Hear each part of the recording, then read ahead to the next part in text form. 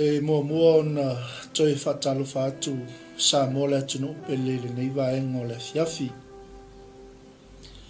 Ile mai mo whaafunga mai o sio tātou wa tunu, mai lava i ona whaatumutumunga. Lava i ona ao si i o i ona iu. E toi whaatulima atu le polokalame a le Global Kingdom TV channel le nei vaenga o le fiafi. Ile suai o le whainga luenga tofia le tua i so se mota ma so se lawa. Fe oi o le tala le lei, iau whaalupenga, tulou na lava, ma se foi le pa i o Samoa, iau singa sina o le tala le lei, ta maam tina mātutua, o lo o tapu ai mai foi mota ma lawa le nei vaenga o le fiafi. O le whawawina le nei o le tātou polokalame, pe a wala au mai le tua ua vaise unga o tātou wala, ai whaatai le alofa maleanga le lei o le tua. Leo mwhaifo i ona maua le avanoa, ma le au na le tua, whapea fo il whaltua. Ia se i tala le matango fio le li, ai mai se fo i o le moli mau, a waleanga le lei o le tua i le wala au le tua. Ia e tusa fo i man le wha moe pe ona iai le tausaminga o whale apitanga i le nei fo i tausanga lua sfuma lima. Ia le na fiafi o te fia e whaatalofa atu i le sunga le whawhiangainga i a Misa, Ben, Lui, ia ma le whalitua fo i a Maria Schmidt, Taala. I le nei vaenga o le fiafi ia tu lou lava o lopa ia whale tala le lei. Tu lou fo i o lopa ia whale atunu, ia i lava le manatu o le tātou o nanga. Ia o le ata lolo ia le nei fiafi, e tātou o maia pa ia o le atua. Ia se o tātou nuti mea i le nei fiafi, ia wau pa ia lava e mai le vavau e o le whavavau, nei sasi se tala le au auna.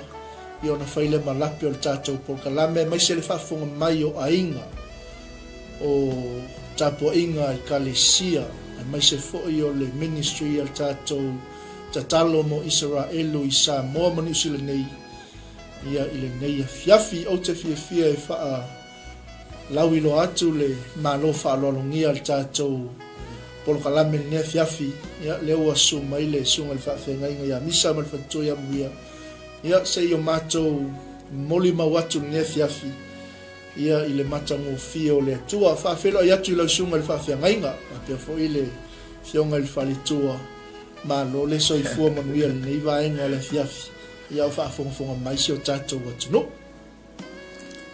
Ia, i ele tua, tātou te o whaatasi i le nganga le tasi lau sunga i le lipule, vai ane lau sunga le whaafengainga, Pastor Mike, tātou leo mafuta ma le sunga le wharitua, le fionga le wharitua le nea fiafi e langona le nganga whaafitai, e o wholofa atu ai fo ima whaafelo i atu sa moe lau tāpua inga, lau te talo foi, ia e maise lea, o lau tāpua inga i whali maota malawa, a walo o tama whanau i o lātou whaiva matiu te whai. O le vanoi le se ele mama ia i maua. Le vanoi le ngona ile nganga whaafitai le atua, le sunga le whaafengainga ia Pastor Mike. O no le vanoi mwhaiona tu ina mai mate au waia i lunga o le nei polokalame pe a vala au mai le atua. Ia le halau vala au le atua le nefia ki o tau no masafani vali mai. O le tau ona usitai. Mo mai e whaatino. Le nei tala noanga, ia mai se foi se moli mau foi Samoa, o i lava e o ti eile tala le lei, ia o folo fatu, i le suafo Jesu Keriso. Whawelo i atu fo i le whaltua, ia Maria, vai ane le suafo nefia, ia sauno ia, mai moa tapo i maise o tātou watu no, ia mai se fo i o tama whanau e fia o Samoa, o loo au mau i atu no i whafo, ia mai se fo i le i o i mata o le atua si o tātou atu no o Israel, e langa o ele o whai masui o tātou malo New Zealand nei, ia o tami mita atu ai, i le tele o tausanga, ia sauno ia whatua, Ia vi ele le nei a fiafi. Te le fo ele I whai a fua le tua le nei taimi. E ngā rurue mea uma ono le whenngaro le tua ina I aru alulan tala le lei. E whatalo whatuai pe whatalo whatu tamale ainga e tato ainga o malawa pa anga foi. A tato ministry nei e lenga te leo I la toa maua mai whasa longa o le nei foi a la leo. Ia whamanu ia le tua lo loto le nei a fiafi. Au whasoa I foi ale le upo le tua le ngā te leo le whaonga ina foi. I le ngā luenga le tua. Ia o le tua le nā o ia te tau I ele vi inga o le whamanu ma le whane tanga. Wana le se no I ova na ia te tato. I le mwhauna masa whai atu whapene I le nei teimi. I le mawhai whiona whaonga aina e whai mawai malima o lana tala le lei. I lona whina ngalo o ia tōwhia I o ma tangata whatau waa. E ala le nei ngā luenga o le tatalo mo Israelu. Praying for Israel. Prayer for Israel ministry. I o le ministry for I le patino whapea. Na o le au tatalo mo Israelu. O le ministry e patino mo tangata malawa ua I roa le wha o le tanga le atua soifua. E awa I ona tātou tutu lai. Tātou te tatalo mo Israelu. Sau no le sunga le whawhea ngai ngā whapea o no le na mua. Ia, e te longa na iai nei I tangata pe iai ni si mātutu atu na mua. Ai le I o tonga lawa pinga nei o whale apitanga. Pe o le aunga na mar wha moe. O le mea na mai le tua I tau whainga o tonga lawa piri. Mele o tatu I tonga lawa pinga o whale apitanga. Ona o se mea wha manu iai le tua. Ma ua mai wha le tua le vision ma le mission. O ngā runga te talo le nei mo Israelu. I le taimi mua na whapena. O ne tau no o te tau no Israelu. O inana mo mai le visiona le nei. A le Breath for Israel. O maua le 𝚟𝚑𝚎𝚢𝚢 lua lona wha upo ona ma le fitu. E ai o ia tu ia o tau ia manuia Yerusalema. E manuia I la tau o ia alua whai a te oi. E ia manuia te tono o pā.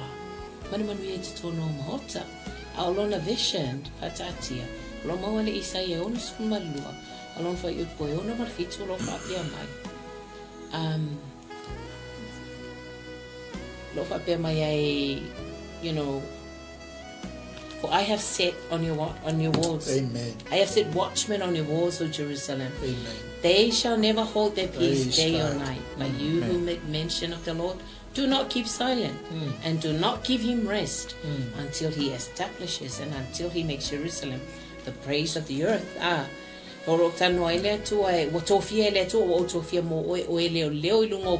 Thank you, Holy Spirit. Jerusalem ai. Vato tele whalolongo e atua le au. E atua fo le po. E mai ai wha bea la bea. O e tau ina Yehova.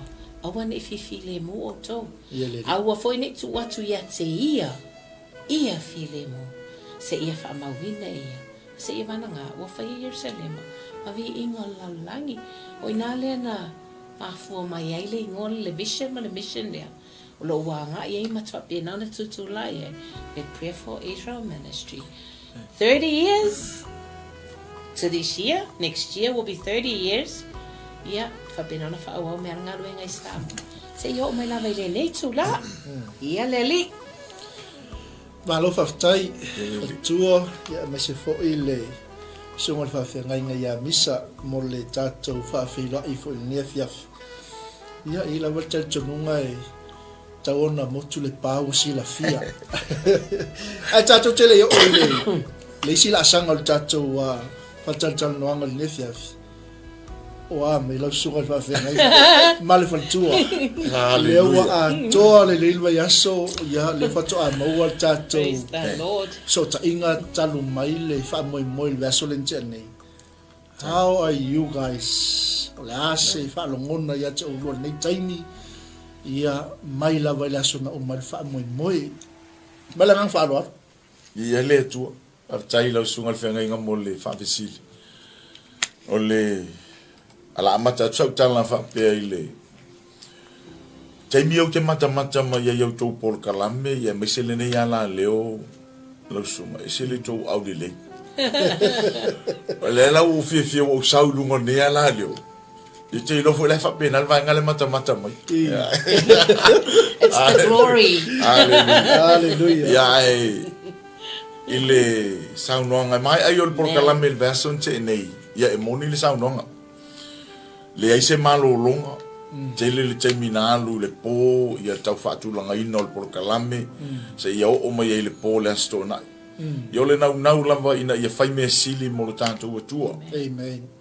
ele manatu fo ia se fa le tono ol porkalame na fenga iai ia le ngata ia ole mamao le mena malanga mai ai le tātou fai launga na ami ia vi ia ile tua ia o toi te liu le fai ngā malanga le sunga le foma ia ieti ma le nganga whaafitai mo moli mai ia auto sunga i au auna to tofia le tua no tātou mafutai ia le ngata i leo le ia auta la vau na mafutai na le po ia o le neila taimi ia o le o tau mawaisi la malo longa amu ia si auto lua le wha amu ia tu le whali ia te le ona taimi malo ro ia wau ia whaafitai le tua i le malosi Yeah.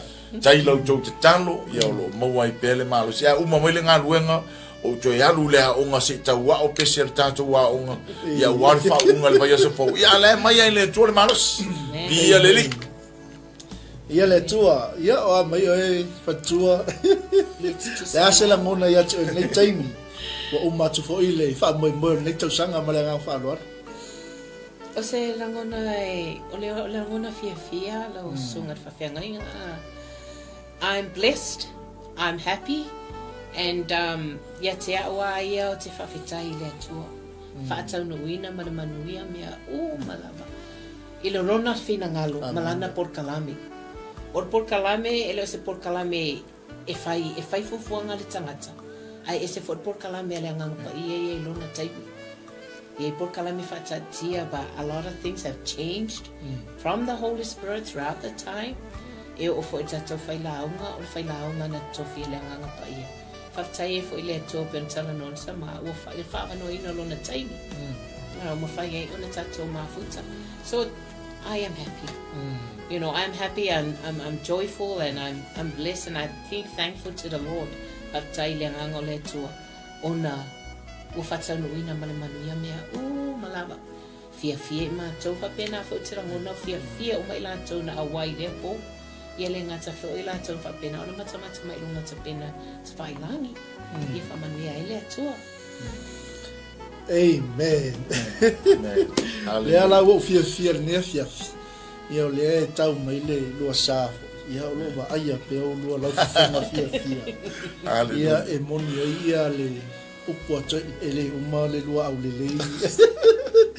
La sunga pasta mai patua le stala mani hai.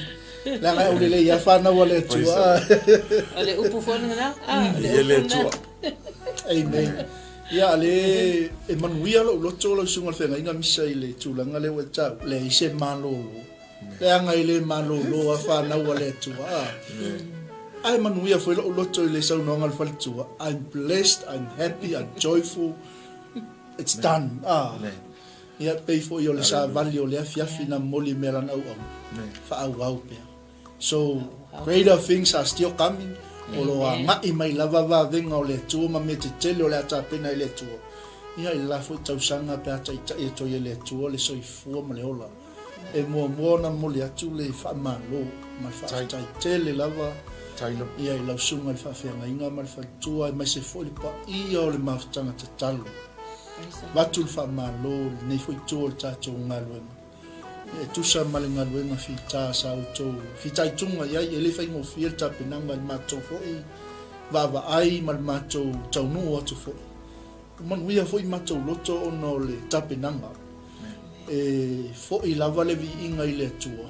Ia ono me e whaia e lana whanau. Ia le nea fiafi o le tātou prokalami. E tau te usta i an mea mai le ngangpa ia i le ataini ma le ataini.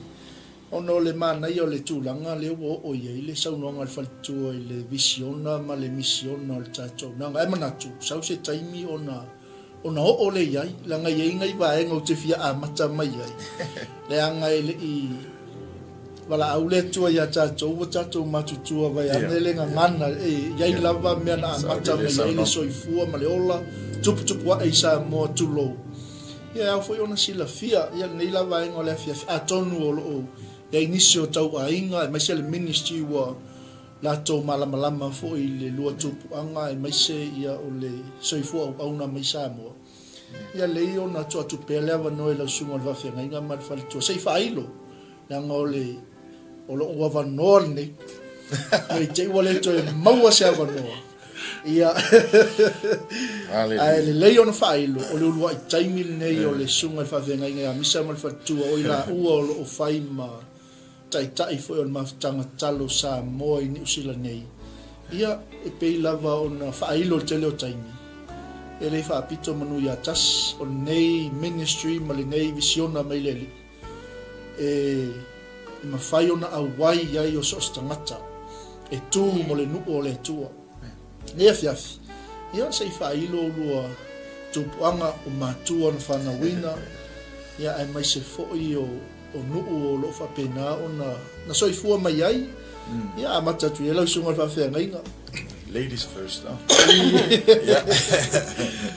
ia lela o mata tu ela ne fiafi ia sa o ono le fisili ia e tele no ai la au tua ia suafa o great grandparents ia tau mawaini sino o le o ma o great grandfather o reverend malaitai le wa te sio ia o lo grandfather o peseta mata utia mose tua lima ia fa so o lo tinala o le fine la o fe au ia ile nu o popo ia pe o sa taua le ana sa wali to ina ia o le fangoli ile si pitole ia o sio tinale na o lona ingo fa umatia langi o popo o lona ingo atole ia o le ngo sio tama ia o le iva ia o komiti Taala ia o iva ia o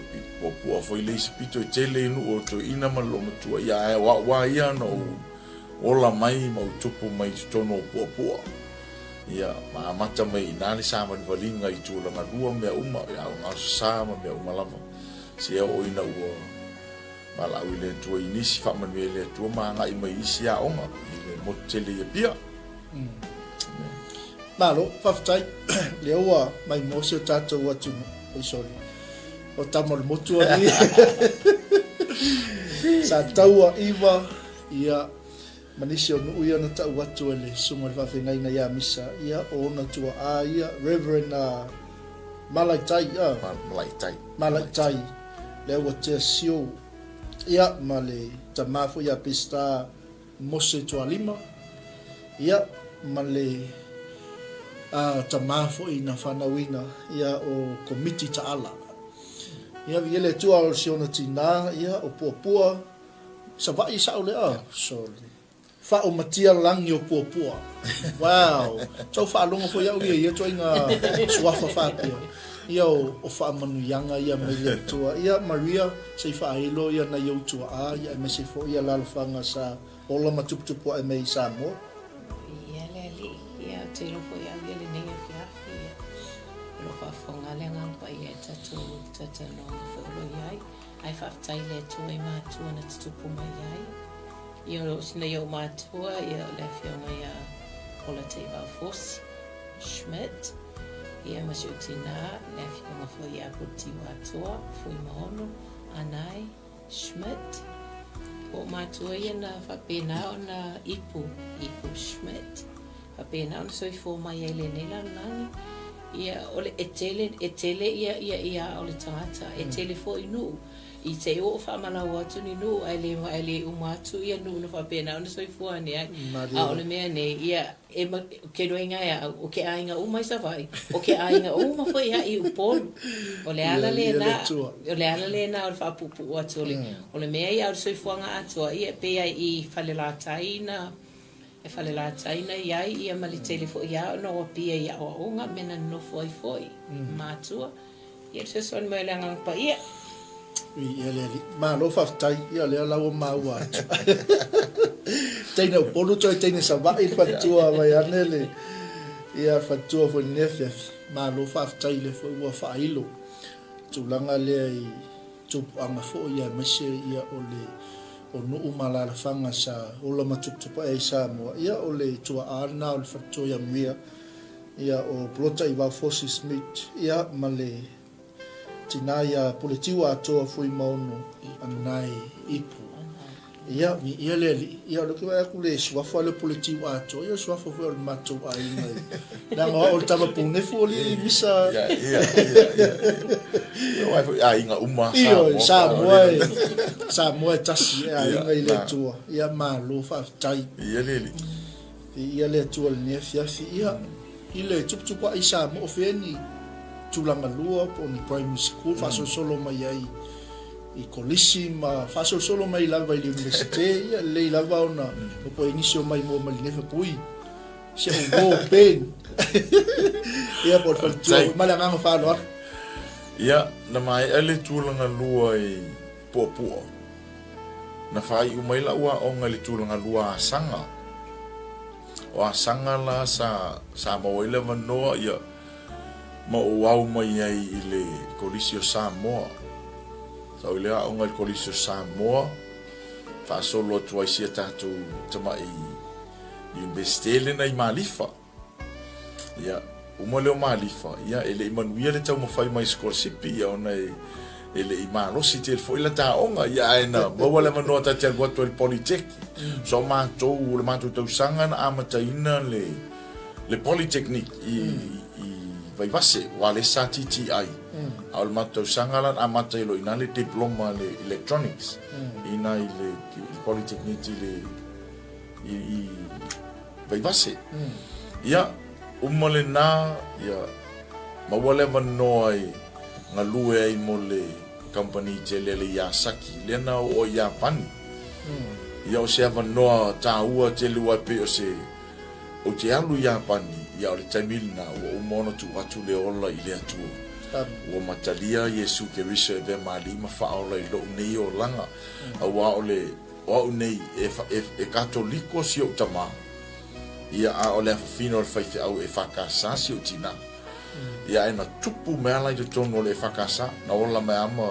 a o ina le leile upo le antua te tono o le whakasa ia fia foi le nano te inga foi le nasa ia le ina I o matua ia o I malua ia wa le tamao si o tina o le whaife au ia ai wa ese foi le fina ngalo le atua ia malana wala awina peila o le tanto tau le autua o le tanto por kalami when God goes a vala au mai le atua ia e uia ila ina ese tampo inga male tulanga o ia le nei vai tau ai le mawhai ona au hape wabe se ai lo manatu I le kalesia na ola mai ai malielo e mate fo ia Samoa matou te ngalo lue mana ia au na le atua ia ma tu fo ia le tau au e sosoani le ngaluenga I le autala vou au atama ma mea umalava ina I whapeo na sosoani ai le tanga le lei ia ma le whalau te leina lamba o le malo le atua ia le li sorry malo whaftai lau sunga le whawhenga le wawai atori e whaisi a asa o ngai turanga lua ma ngai korisi ia le sa ia me se foi le university malifa na vai taimi ia ma tatou polytech I vai vas ia nei tu vale sila tau sanga le sa ia le Yasaki ma ia tu ia pan le wa e ta o le siva e ngol tatou por kalami pe o tu langa le I le taimi na fa na fo wina I le olanga ia o te fio sila ia la tau sanga se I fa mau atu I la lola ia o tau sila wa mau tau sanga ma le nga palo o le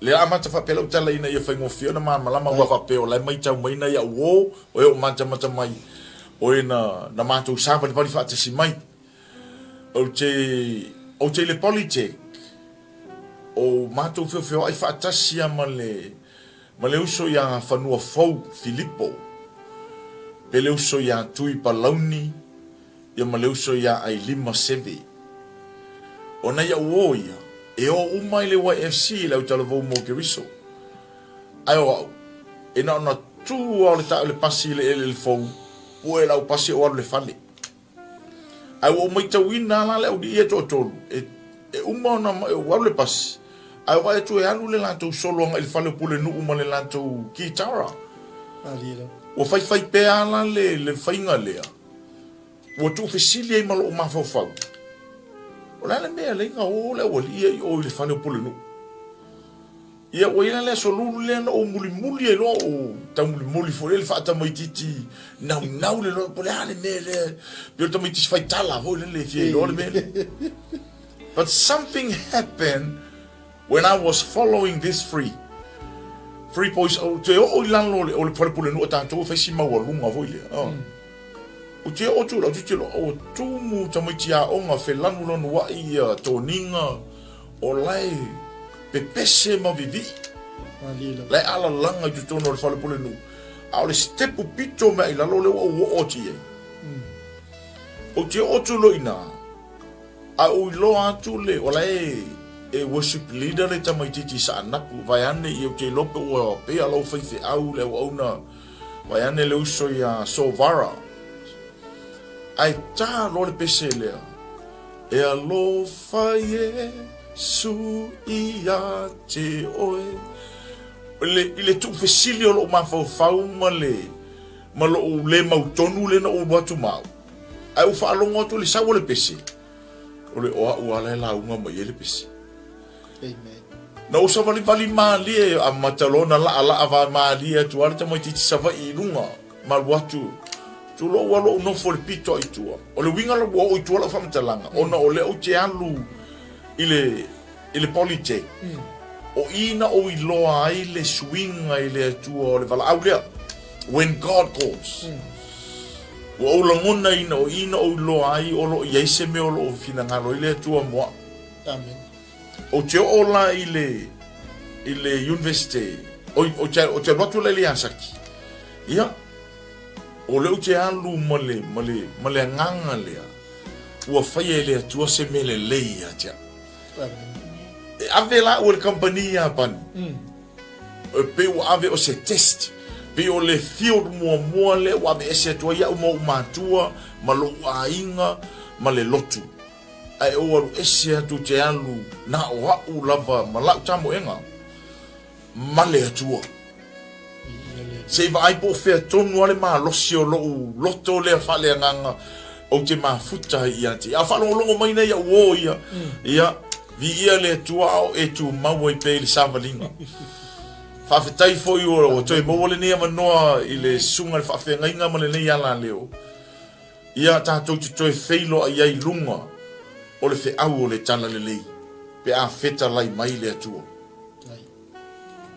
ma lo fa tai Praise the Lord. la o fionga le fa to maria o se muli sa o le anga muli ele praise the Lord wa le la a fai o fa funga mai fa no fo Filippo ai li maseve so vara ai foi le sile tui palau o to le fai muli mauli su a via le to la fo tau sanga le sa ta tasiva sorry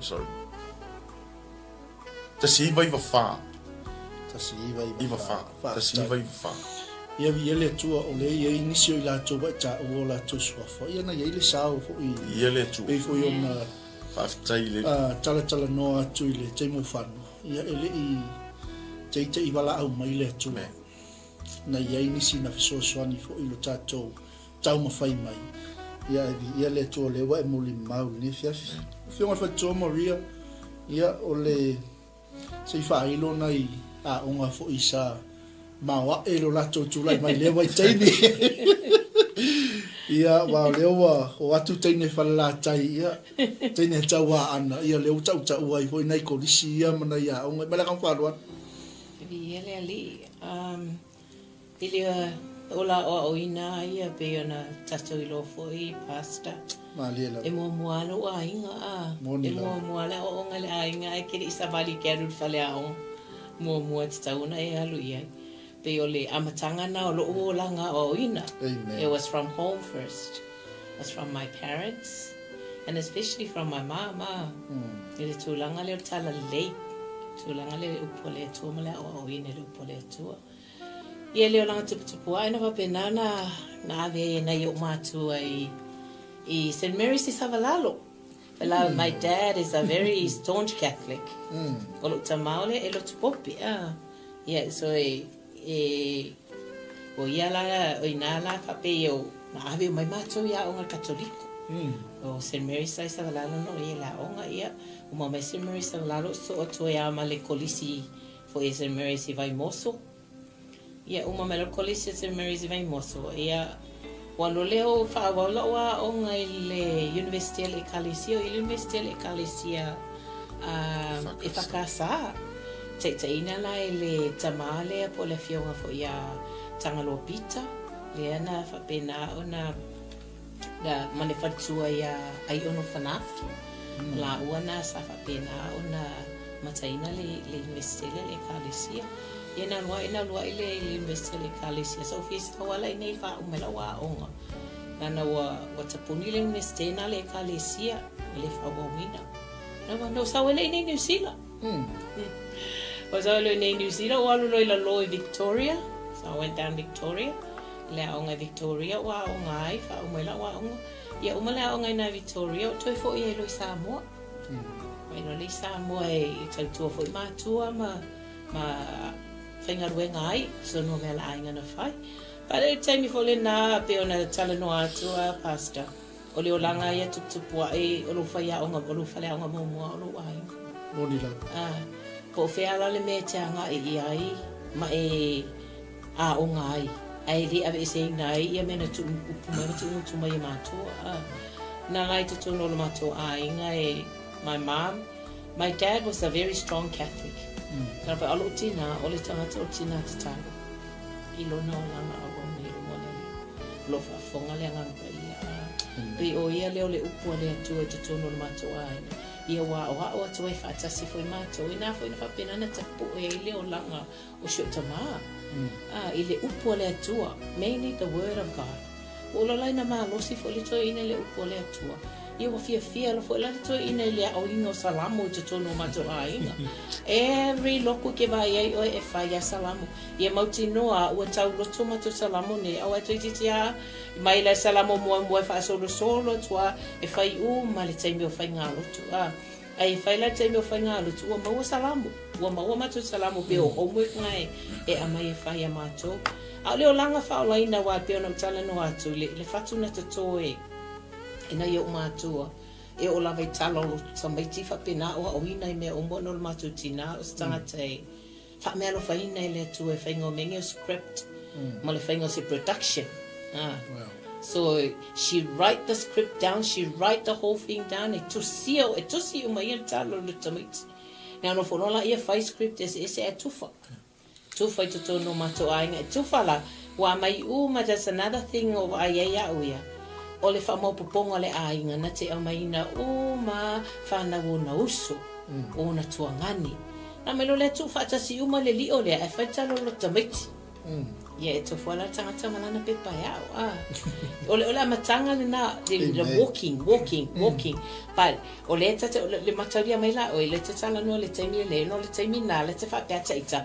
ole alive you're I'm on the right track I know I'm on the right track okay ole lo ma fau ke mi okay le mama lama what salvation is all about until ele me no walu ia ngolo fa ngolo price giving o brothers but for some reason I overheard a conversation that was 1983 I overheard a conversation ola e fa so ali sita mai lisi ali e winga le fa o tanga le fa so ele lo fo le tua wal ola ke ngo fo ma fika lo ma fa I already knew the love of God ole o tono lo ainga table lotu fa uma me uma le tala no ai Amen.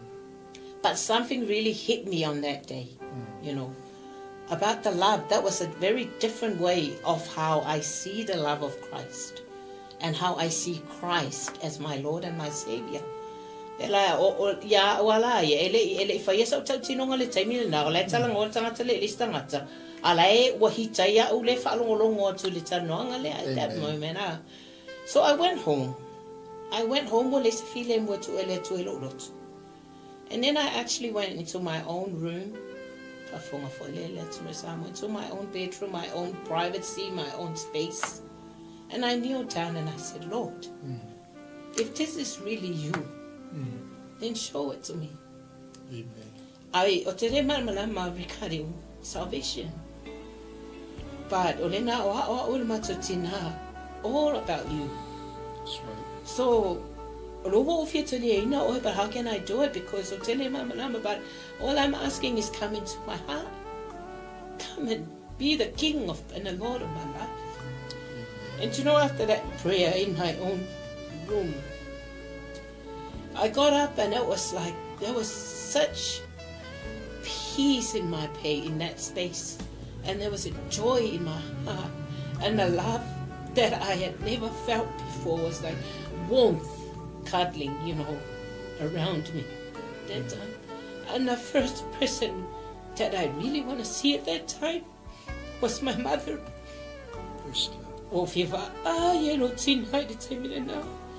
I just want to hug her.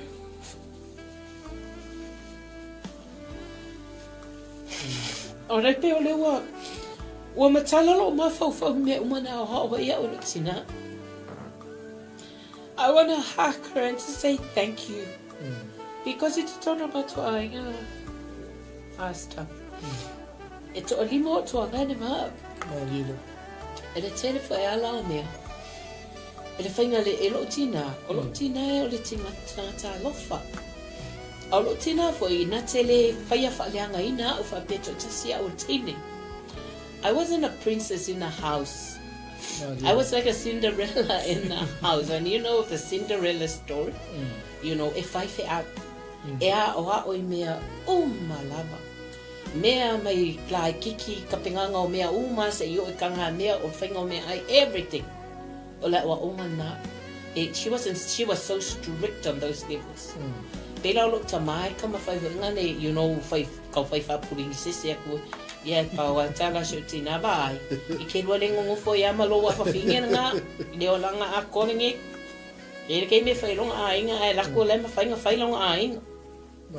And that was the love I fought all that time. This is my way of saying it, because I know some children are going through the same thing. But this is the way I'm saying it, because le taimi atole na afa pe na taimi atole sasa wa looking akale ongo bo mga kaele. Wa ka penga mai e fale lo fine me ai ka penga le ha o sasa ye me uma ma fa kongo le a. And I thought all that time, why is my mom treating me like this? La me le na fa pe le fainga lo tina pe le lo fa lo tina ye te. But the moment I received Jesus as my Lord and my Savior, that's when the Lord says that's what love is all about. That's love. That's love. Your mom loves you. And that's why but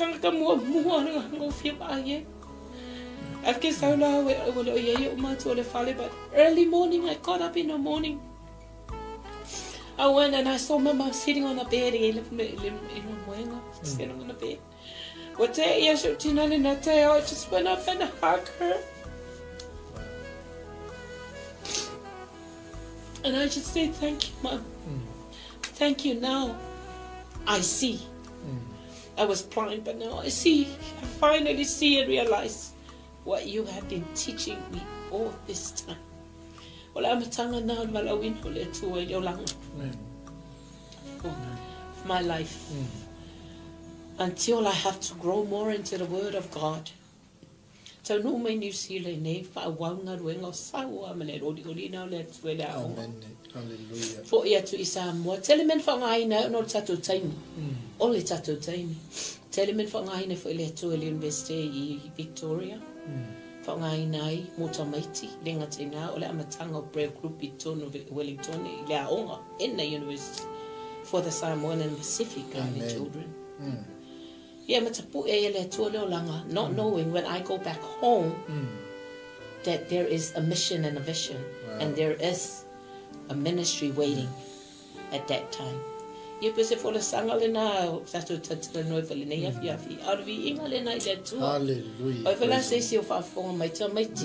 Children, I'm calling you children. If you're going through the same thing that I went through, especially your mom,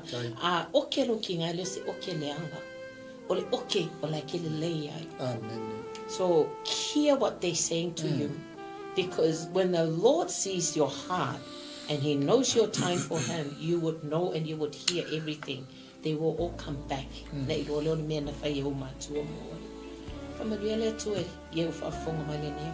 Amen. Ma lo fa tai. Hallelujah. Tai lawa le. Tala ina fo i le.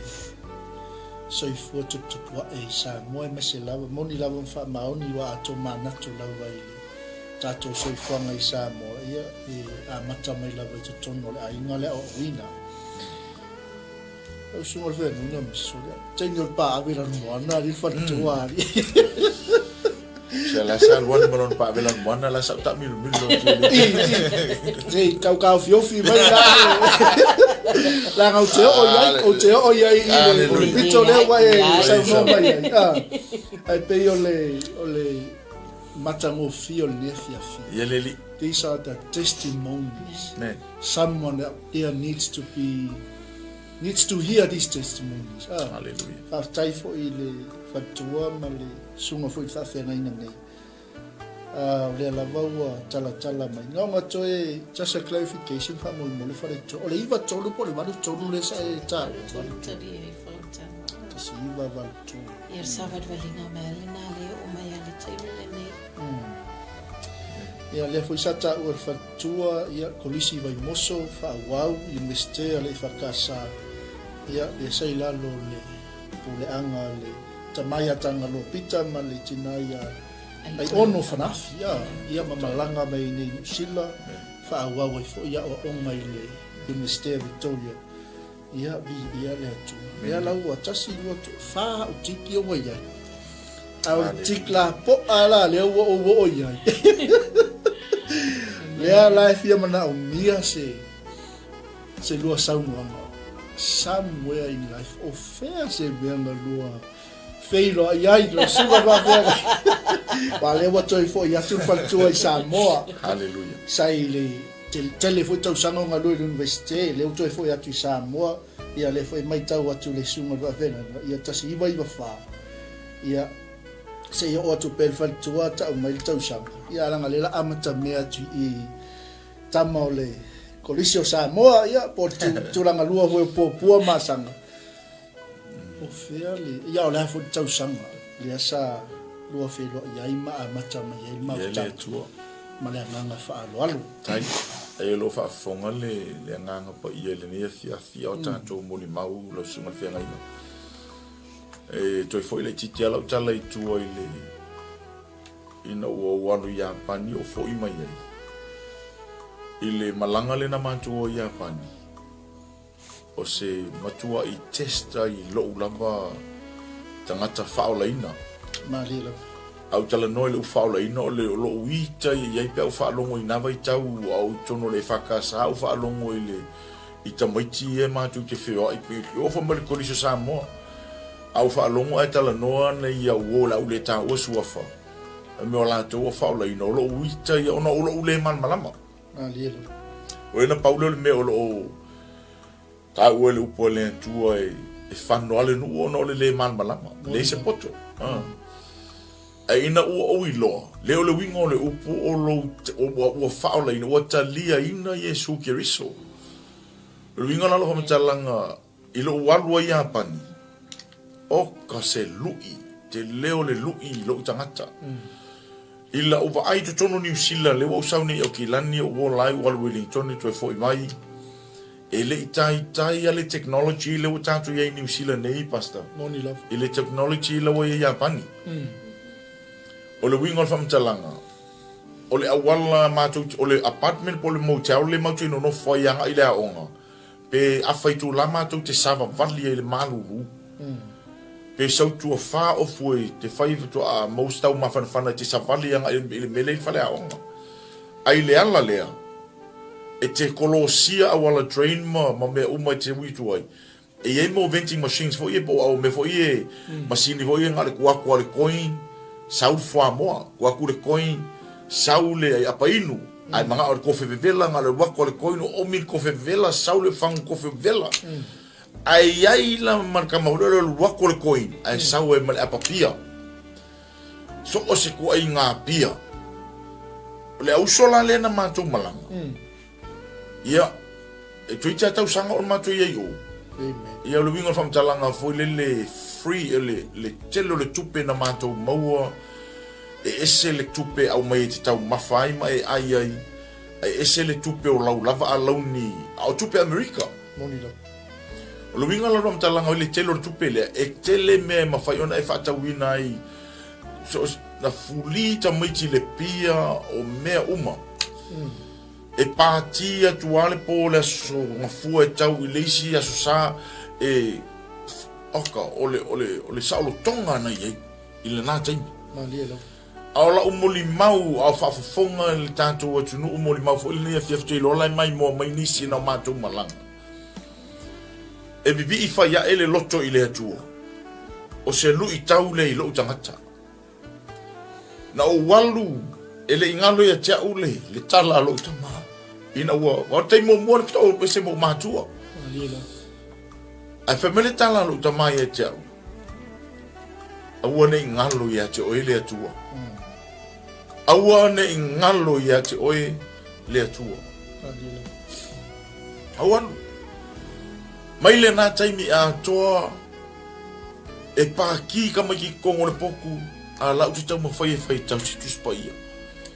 E le leifo isau ka tā ki taura. Nei una no tango si i palankeke o walu i whafo le potu kau mawhai e isau ususu sau pese lotu. Ai o le fiafi fo le wa uma wa tau i ua na ya uo ai o mai fe mai tau tole se sa feska ko loku ia la tangata e fai mai o lai le lotu ai mar tangata fo le fai mai o lai am pie ula mai fe tau ai le uma le na taimi a to fo i mai lo fo i mai wo mai fa o ngalo i company le ala o sau male nau ta inga le first love le male ulua ia lofa le o to toi le toi lo loto e a mata i se mea I want to start a fellowship o le wo ai le fa nga ina le tu o isi tai tai pe o le sunga ia tonga kupa vai ane sunga le fenga inga o fai langi le fo launga sunga ia isaia la meta so sunga ya lo lani Mikaele la to ia na ui mai ele savalinga ya mai ser tantu tama ya William ma foi fai langi fo launga na nei tama ai na te lele sao ile o langa o tangata nei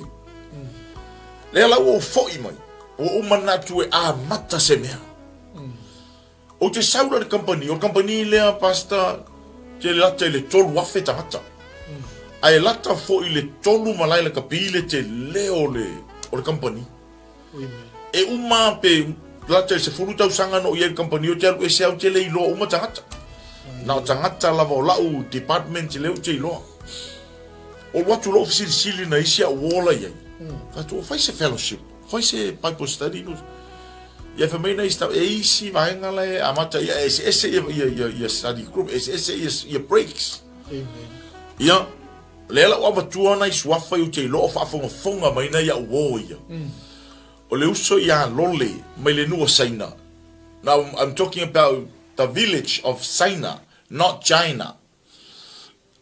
Le nua Saina le tua oi matoa mua. E si uso le ia lole, o si uso ia tā vita mai le ai le fio anga o vai moso, ma si uso e swafa ia Alfred, mai le fio anga o la fua. Nei tamaiti e to tolu e to whaia tiao. Mato wolo i lanlo le la au i tua o le company ya matai lo se matu tama i pre-meeting matu fellowship a matai la solulu aso solo to i lava i las fraile e o tu la so lisi vai aso e o te pupula e wa umane matu te talo wa tumu tina wa tumu i fa fine na i tangata fai ngā ruenga ni asaki wali o matu fa mai lo martangata le ori fa sele ya tu lo ngoi a mata tu lo ngoi te tai wa sele ele confia ko kai ole ka wa maka ka ko but anyway God gave me the bonus to stand and preach umone sharing la so there ai ole se vai so ai saulo le wala tala tel fa umor tau sanga je lo le taimi le wa mata na uma ia skosipi fo ia tu skosipi nei nusila wa ai fa mai lo le si ile o lo le ja fa mai e stine la tua le lanto canteen o le fino por la taivau mane ya sa we fa so fio tene tu spaia e te mila na u tele I loa o fatu ia mana ia la le manoa na e fai sau o le asola le o amatu o amatu le worship fatu e o ai mamao tua le ai o foi le sa vali mo le tanga ia te mila nga le alu ala ka te matu ai fa winga ala ta te mila we fa la vela pastor ia sau no via mai ane sau no na so te ngainga le fa fonga le nga po ia o vai tu sa vali mo le tine ia umi sa olo na tino ona se vai Nike o tights o nga fa mtalanga lu fa mtalanga me na vai le te fa tali le preacher le la sau la uma le manto sau fa le sharing il manto Bible study sau lo le o sto fine fa so o faron ku soli e pawa sa orga ka le upu o fa lo ku le fa so ar tanga le upu ai ia no wale le taimi le toi fia mo was isi taimi fa wa we pele Bible study mo ai o le taimi le o le wata o mai au ma wa lo ma tanga le mo Maria ai o le taimi le o la to ia o le va ia a to le canteen o le cafeteria le ia saki e te le ia le mano so she called all the breaks, all the people, Bible prayer groups from all the breaks.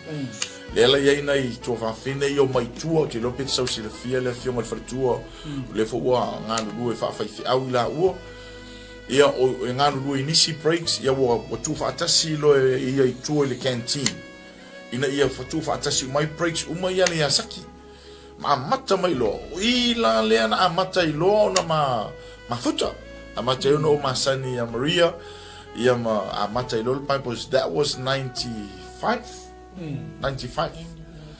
Nai o fai unga mele iba lima foi mai leo o mai pani ai o foi tu Maria I Victoria ia e mato filo e lo inai le ya saki sa mo male to telo le uso ia wa amata ile Bible study so that's why e lenga telo taimio te la unga ai o te fa ngai na le opule o le giveaway o le vision le ma le mission le na o foi tu Maria mai Israel le watu la male mission le tala no ale le tavita ile salamo se la ulo fa po ono male fitu ai o ye tu o to ye manuia Jerusalem e manuia ila to e alo lo fa mele vision ile Isaia e ono suma le lua Jerusalem mai o to fia mo o e leo yo au pa ai vai le tension fa yo puna fa mele fa yo puna tala Isaia o to fia I have set watchmen on your walls.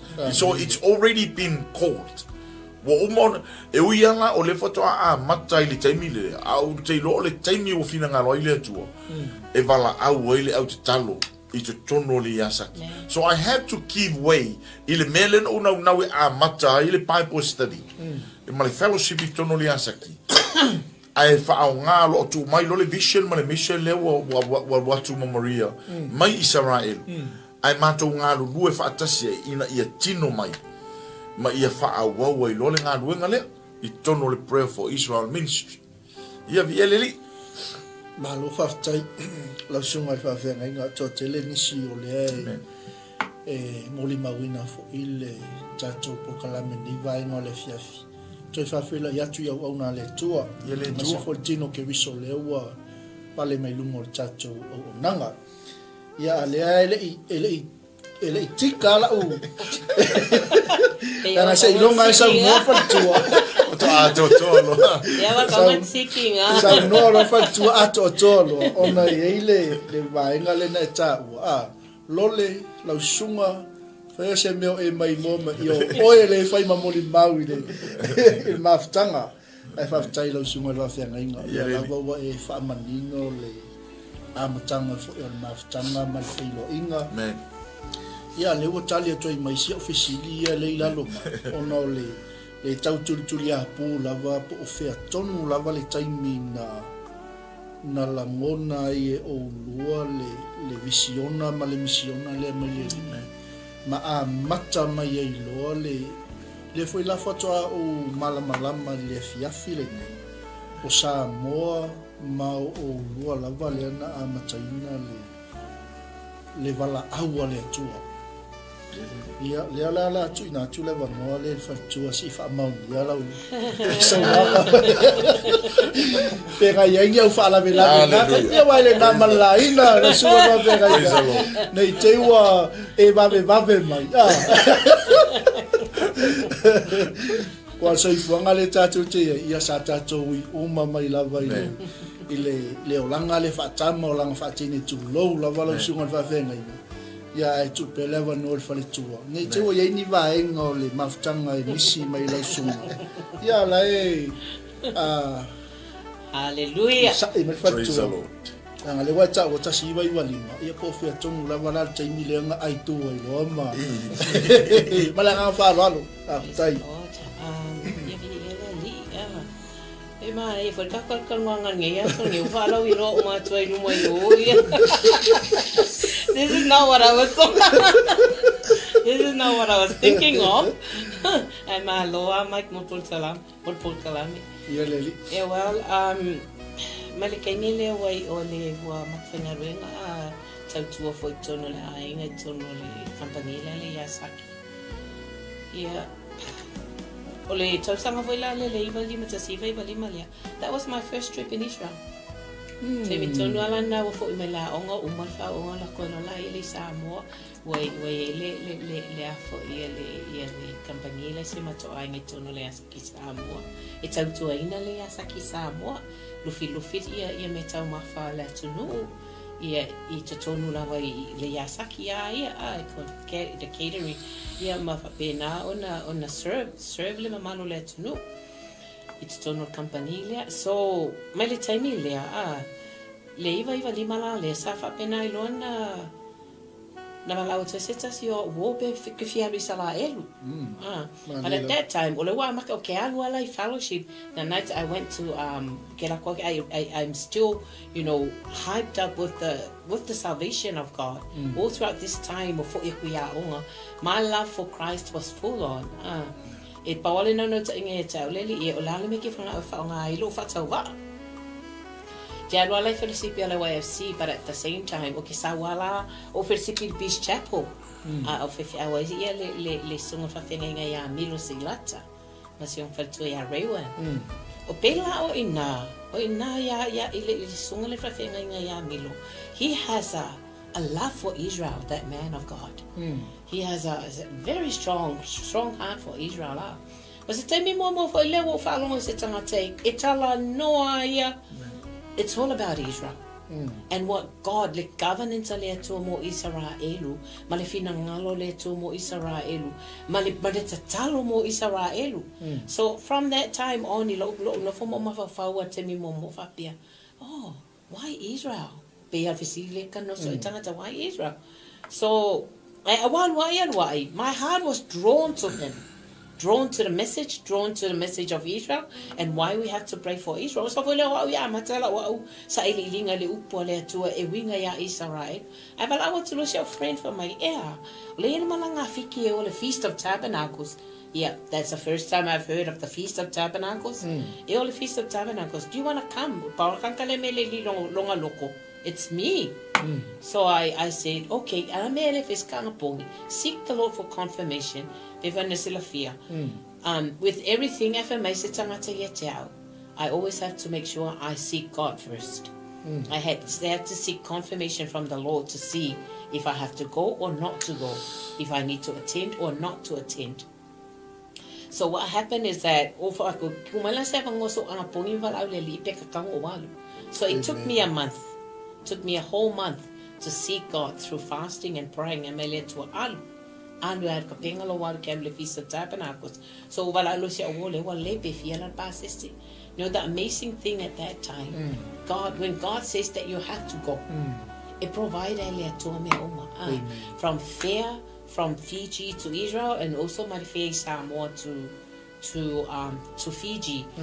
E pe e wi le kaunga kai le ngā kaimi, but ngā mai e le atua awala uma whapinga whawhaingo fie mea, and he even provide for the trip at the same time. Pela le mena wa wahalu le malanga le Israel. Le wama to wo tonga la pinga le puto sa minga fo fale apitanga pe wa fo en sala no le telo taimi isi fo ya la leo o se taimi mo le wa ya sa mo la to ya wa acknowledge Samoa to be celebrated together with all these people from different nations. It's tono Israel. Was time mo fo ile wa ile ngo Samoa. It's tonga lo pinga nei. It's tonga lo pinga fale tanga lo fa pena na fa tono o Jerusalem. So le fo mai la le malanga mai Israel. Le wo fo mai. My heart, because when walula le me fa pe leadership and pastors meeting, and I said I want to go there, Lord, because I want you to show me what to do when I get back home. Leadership meeting, the pastors, and they all call us up to come. And so there was a prophecy that comes and they say to start something wherever you are, especially where if you're in the island, start a prayer for Israel in the island. If you're in a country, wherever you may be, start it there. And that's when the Lord was actually speaking into my heart, because they pray over us and bless us as we go out from Jerusalem to start a prayer for Israel ministry. I have to start a prayer for Israel ministry. But where, Lord? Where? Where do I start the ministry? So, 𝚘𝚘𝚙𝚢𝚑𝚝 is now a doctor in Otago. She's the professor and she's teaching at Otago University.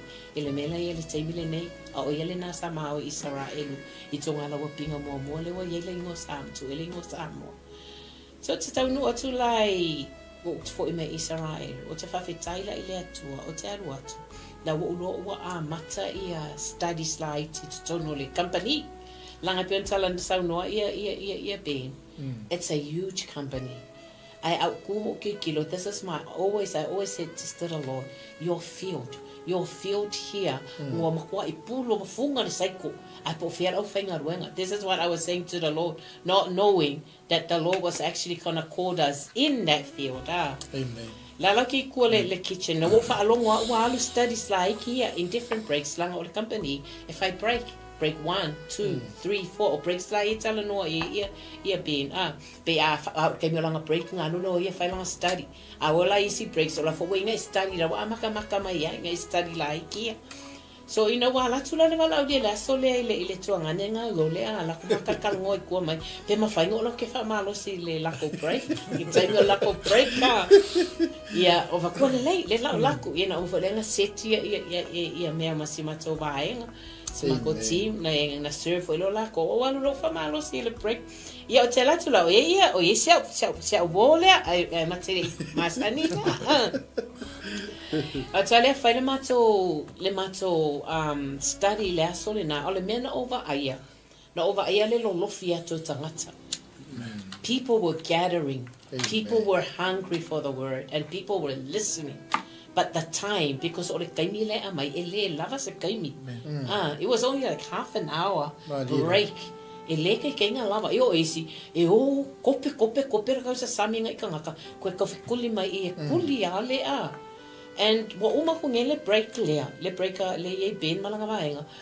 I was about to go back to the canteen.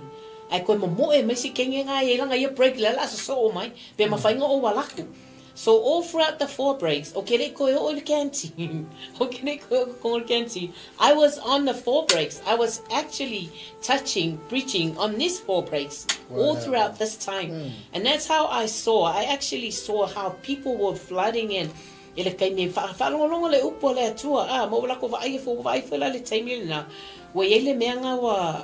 wanted more of the word.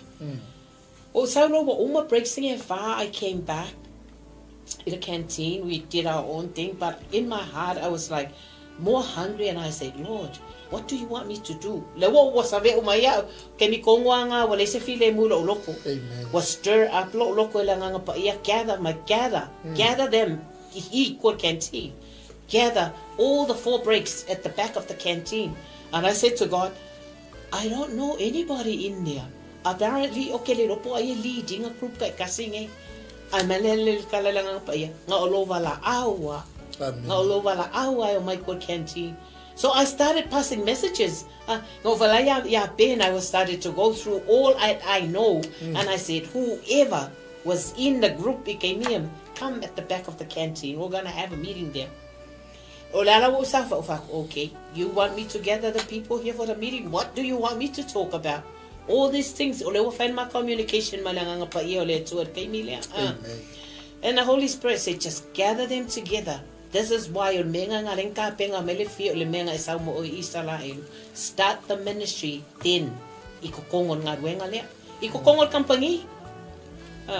So, olela wa mato tatala no nei, ole memo mola na whawheloa I a toa I nei tangata. Olela te loa inga au, they know me because of the canteen. Ole eo mai umai, they know we're serving, so we all, but okay lo oilo kongu, ye ngoa po ai suafa ila ko. So we started build our relationship from there. Meeting at the back of the canteen, ole kemi ko lele saki, it was Sifi au, masif po. Lala wa fa longo le sifi po, wa maka le study le sifi au, wa kiara le sifi au. And then some of kanga ka le sifi po, wo mai ko le canteen fa mai pe fa fifea, la tau ile po. O le mea lana amata na fa le sifi po. Because ole wa amaka fa nga mai ko konga kanga kanga fa ko gather my foi wa ku te mila amaka nga luenga. Whoever wants to come at the back of the canteen, like study group at the back of the canteen, yet they all come at the back of the canteen. Ele yo fa nga luenga le po o le me fa pe wa e lo wa amaka nga vave mais. O ela konga ngi ko inga ngai vai kele. Pela oinga, ele konga ngi kele la e pese enga va pe au la lokula e mafola le leia. Fai lo kongu ma sifi po wa lei la ka ko leo mai fa la vela ve sifi au. Ile kaimio la ka ape ai. Au ka ko la miti la longiu. La ka ko miti la longiu e a maka ka ko fonga ka. Ele ia nga I ko kongol kampani. This is the fresh start of the ministry.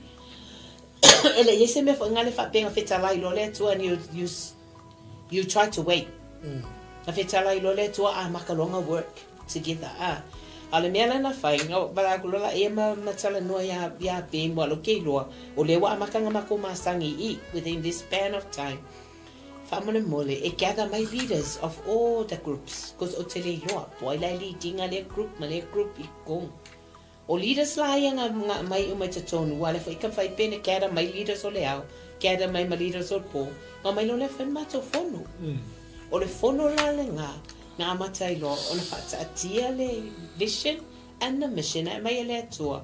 Okay, this is what we're gonna do first, is to have a camp. Camp lawyer leadership. Wa mai e tai nei, o na whina ngā lo le ali, e a maka o ngā kolengi, langa ke lele field I kokongo le yasaki, is to prepare them for what they doing in there, for ngā ruenga le atua. Camp. So that's how the Lord actually bring us, teaching us all along. Mako ngā lulue whakasi umai, a mai mawhai launga. A mai mawhai launga. Whai launga fo mai strunga yaru yam. Isaya la meta, Milo. A lot of different people we brought it in. Ila kai milanga whai ena mako camp, and that camp was a whole month camp of all leadership. A mai le tu ta pu e me kau leaders. Ka pu e le leadership o tangata I tutu o tuilunga. Awan I fefefe e ia moe la tau le lotoa. Lotoa e whenga ruenga le tu e tutono kampangi. Langa les kampangi a o makua whari ko mungo whaka ngakar kampangi. O kaului o ngakar kampangi. So that was the beginning of the ministry, Mike. Tu oi loa male amatanga leo le vision male mission leo. Le ua wha wau mai a, e o mai a I le taimile nei. O nisi o la tau na iai le wha vaenga le leadership lea. La o whiwhi au. O tutu lai mai I tu langa wha whiwhi au I le taimile nei. I le ngā ruenga le nei. O lea la po whea la le mea ngā I le ngā ruenga. Ale prayer for Israel. Whether we're under the coconut trees, but if a field, it's not about the field or the place. It's about coming together in one body, in unity, just to worship the Lord and honoring the God of Israel. Vision, mission of why we come together as a one body of Christ. So a lot of people were from all over. So we started to have camps. ke lo mako camp le utato tala no nei camps o le tele o camps al ministry fai le HRPP matau le fo ila ina wa matalanga luenga le nei a tatalo foi pastor o le nganga na o le fafitai ile atua o le lango matua. Amen. You know, my parents tatalo foi matua o pe, they were full on supporting with their prayers, but my parents were bafakama inanga luenga. They were 100% in support of this ministry, Prayer for Israel ministry. But not only that, but also my brothers as well. O fese me ye tonga lawa pinga ale Prayer for Israel. They will be there to make sure, to secure, and knowing that everything is going well. Ito tono nga luenga le tua. Le misi le la tova ai. Iso se mea mautea. Ola tofu ina mo feo e mafua isa la e lu le le lungo ka vali kongo sa mo ato ile kaimi o a makanga luenga. And that's how I see how God was actually calling our family into this ministry. It's not just us that God called, but it was the whole family that God called. Amen.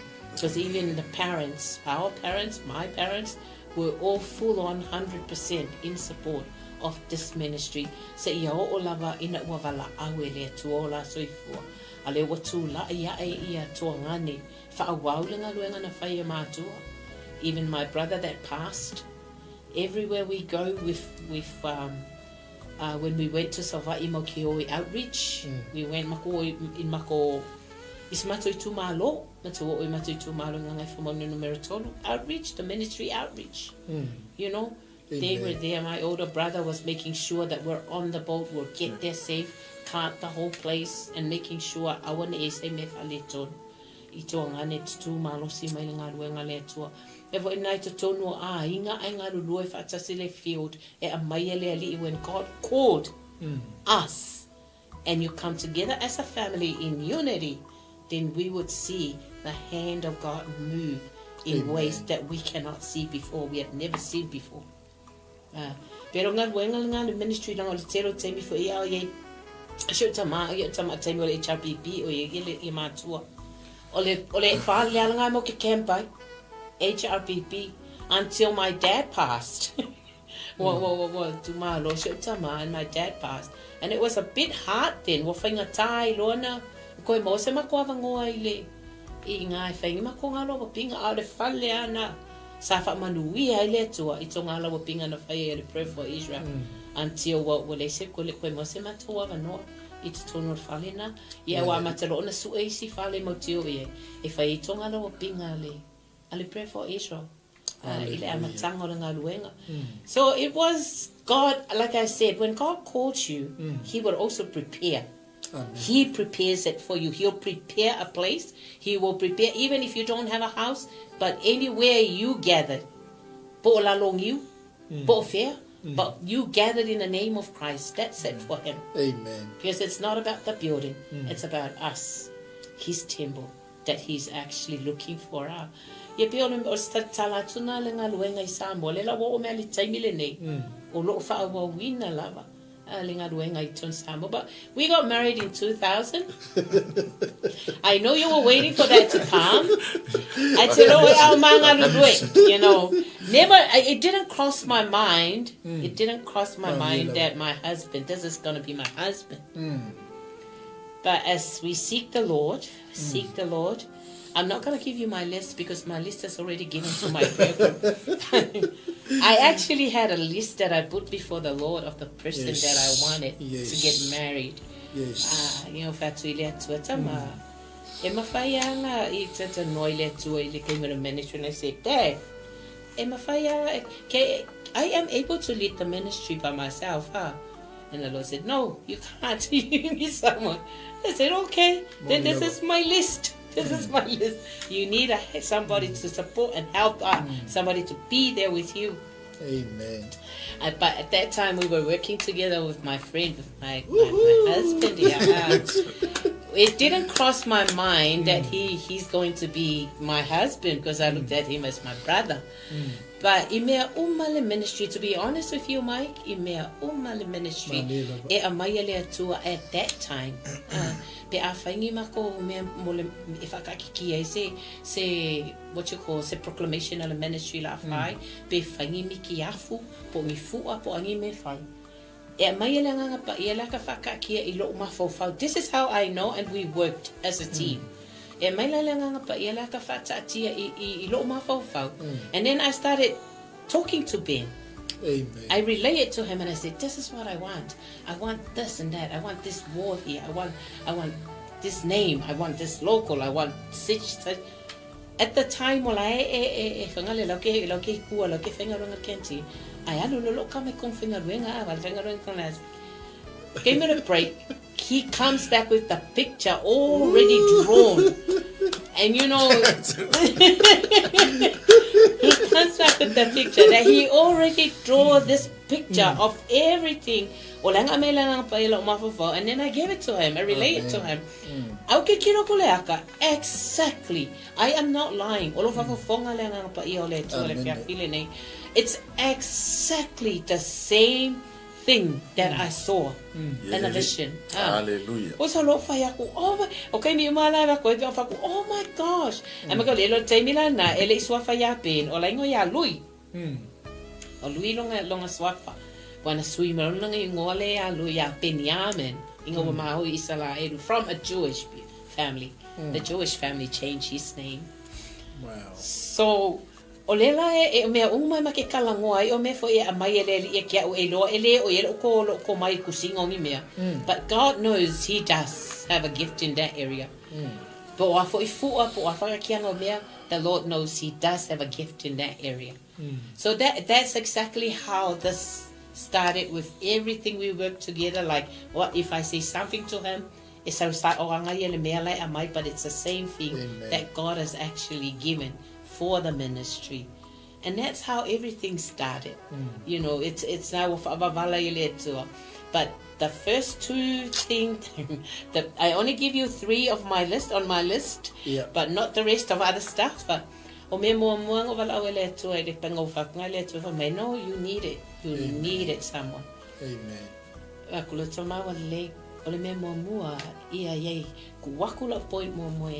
It's a man that longs after your heart. Hallelujah. That puts you first. Amen. You know, that everything about this is all about you. Hallelujah. With the ministry, seek you first. I want to have someone that have a heart like the heart of David that draws to you. Secondly, is a person that catches the vision and the mission of the ministry. Because ele kukufa kasi vision and mission. It collapse. It's gonna collapse, and we all know that. Ele mafanga nga luluengi vision se fia. Ise me kanga yai. And also the person that loves me because of me. Directly because of me, and that would love my family as well, like his family. Amen. Yeah, pawanga points. I see me kia wa me but you know, that's how we work as a team in building up this ministry up till now. Amen. But my word to you, whoever's listening now, die, you know, that the fire that started at that time has died or has been gone out. No, it's continually reigniting over and over and over again. You know, the love that you have for each other. Now I'm testifying about our own walk with the Lord and within the ministry. Amen. The love that we have for each other is still there. Because at the end of the day, without God in a relationship, but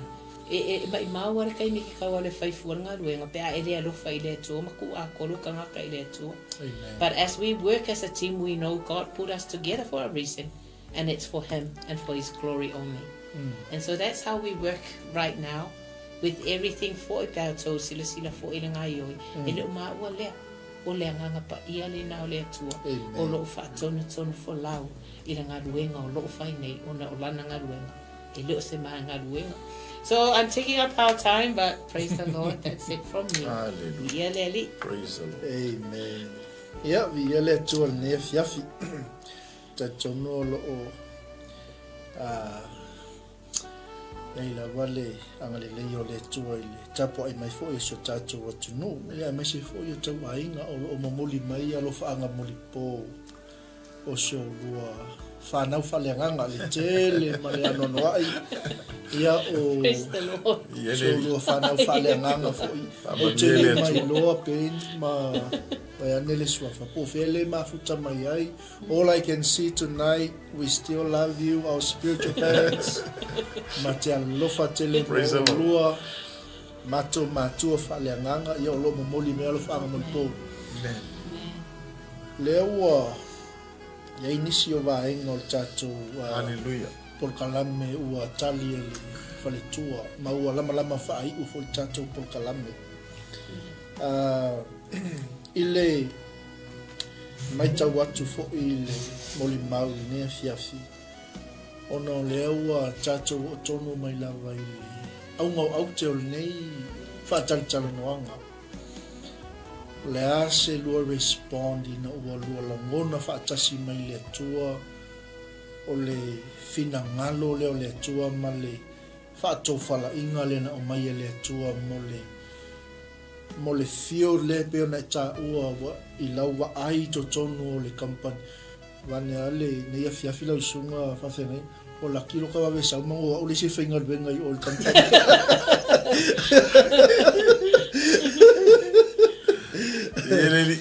ai va taile tua uile le wa mai ta watu ia o le tikla po ale la tu I la ofsili le ia po le atau sanga na tu fa tasia ia le tu le ainga ma fa manuia mai fo ile atu wa lewa manino lava le moli mau ia etele ia ngaluenga sa luanga lue fo isa mo ia na o singa fa sila le te fo ile titi tu wa fia na yo lua lo le nei taimi ia o fa manuia mai fo ile tu I tono le ainga ma fe so soani mai fo ile tu I tono le ministry ia ele I to lua sili to ia ata se fo male moli mau ne fe male fa no ia tu sa ore tali ono tantu taimi na fa pa ia lo mai ngai le luafe tu sa ngai luafe ia to tama to ia ia masia mafana tama lo iai yo la li university mo fo le to malena no te ingole loto ia tali le tua ma ia fa manuia le tua iai umanuia ma ia fa pe ona taulau o lanto fa moenga ai ile taimi ato ni o le savalinga ina o vala aule tua ile vala aule nei e fa aule nga luenga mo le pray for Israel le se tala vane ile langona pasta ile langona fia ma le nau ina ia faise me sili ma ia faise me le lei langa ile va ai tangata va ia fo le peina o se fonta talo ai ama o le au tonu fo ile na la ia una o te to fale le amu tu spaia e ui lava ile tele au na le atua na ui mai ai wai o le mea moni lava o te e fai ama o la unga ma o moli mau ile te leo le sao le anai o fai au e whakasana o ui mai ai ile fe au le tana le lei leo au nofo nei ma toe au mai uma fe au no lanto mo lia mai le sunga ya Reverend Tavita le fali na mato yai tono le whakasai poa fa solo mai ai le tamama tua po le sunga ya Reverend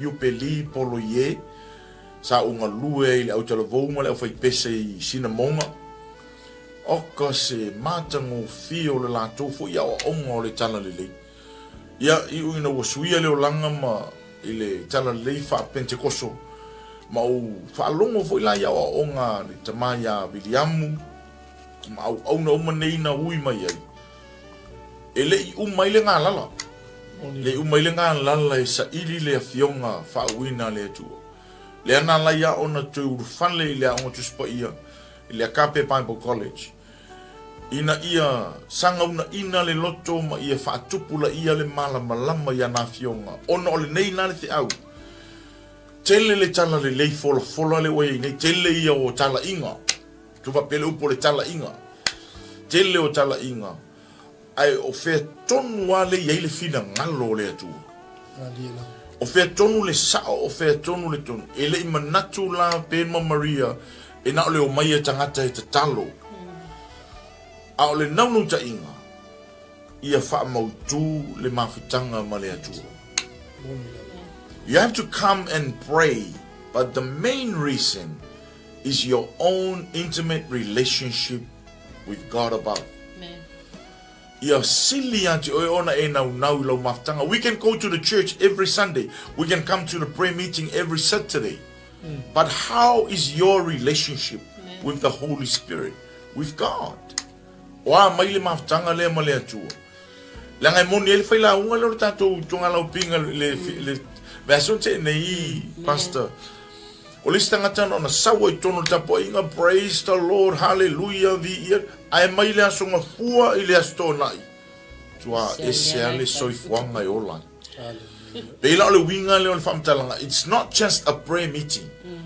But when we come to fellowship, we also have to give them the word. We have to teach the people to know more of the word of God. Ia matua ia o ia ile fionga le tua ia mausali le no ta inga na le wo ile te mile nei ile nei maftanga talo malivala au ina wo when God called us we are so we have that privilege, we have that opportunity, we have to grab, we have ia I want to mamulu atu leva no le la wa ia wo le foi le wo fa matali atu le tinao le inga le leva nole nei pasta o le tausanga fou le tatou feast le anga uti ai e wha manatuina I ma le tolu se fulu tausanga o le ngā luenga tolu se fulu tausanga talu o na wha vai le ngā so a fonga mai au na le atua na matou amata mea fatasi Reverend Siona Vailaa I le Worship Center I Sydney ia le ngata I lea le uso ia Reverend Sunita le aso le whakasai neipia ia o Johnston I le Ecclesia le Church of God o le sunga ia Johnston pastor o le father-in-law le o Brian To le tono le toa Samoa au whafonga mai au na le tua o nei ngalo ia maua le toa tele o na le tua na ui atu le nei ngaluenga tausanga fou tātou wheiloa I pe a maua le manoi le whaamtuina o le tolu se fulu tausanga o le tātou mawhitanga te talo, o le nei lava tātou te talo mo le nu o le atua. Ia o le au le version te nei wha wau pia. Let's keep on celebrating and let's continue to pray for Israel. Amen. Ma lo whaftai, lau sungai le whawhenga o le mana ia te lele wahenga lea. Ia wa leo te pule al tātou pukarame. Ia le alau tau fia o lua I se ia umale lei o na au ili mai le moli nau ma le whasol nea fiafi. Ono le sila mai mo tumu lau api. Mo wavel moli mau tuai fo I lau tusi. Ia e o lewa whamanatu mai le ngangpa ia na I vaenga ia le tau lunga I fu tatu pokalame nei po.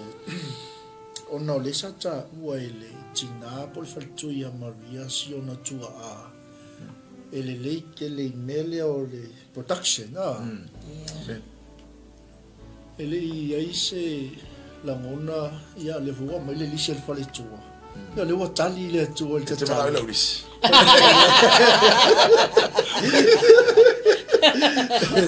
Te lola tatia la wisi mai te noa o le me mua Maria te na o se tene au nei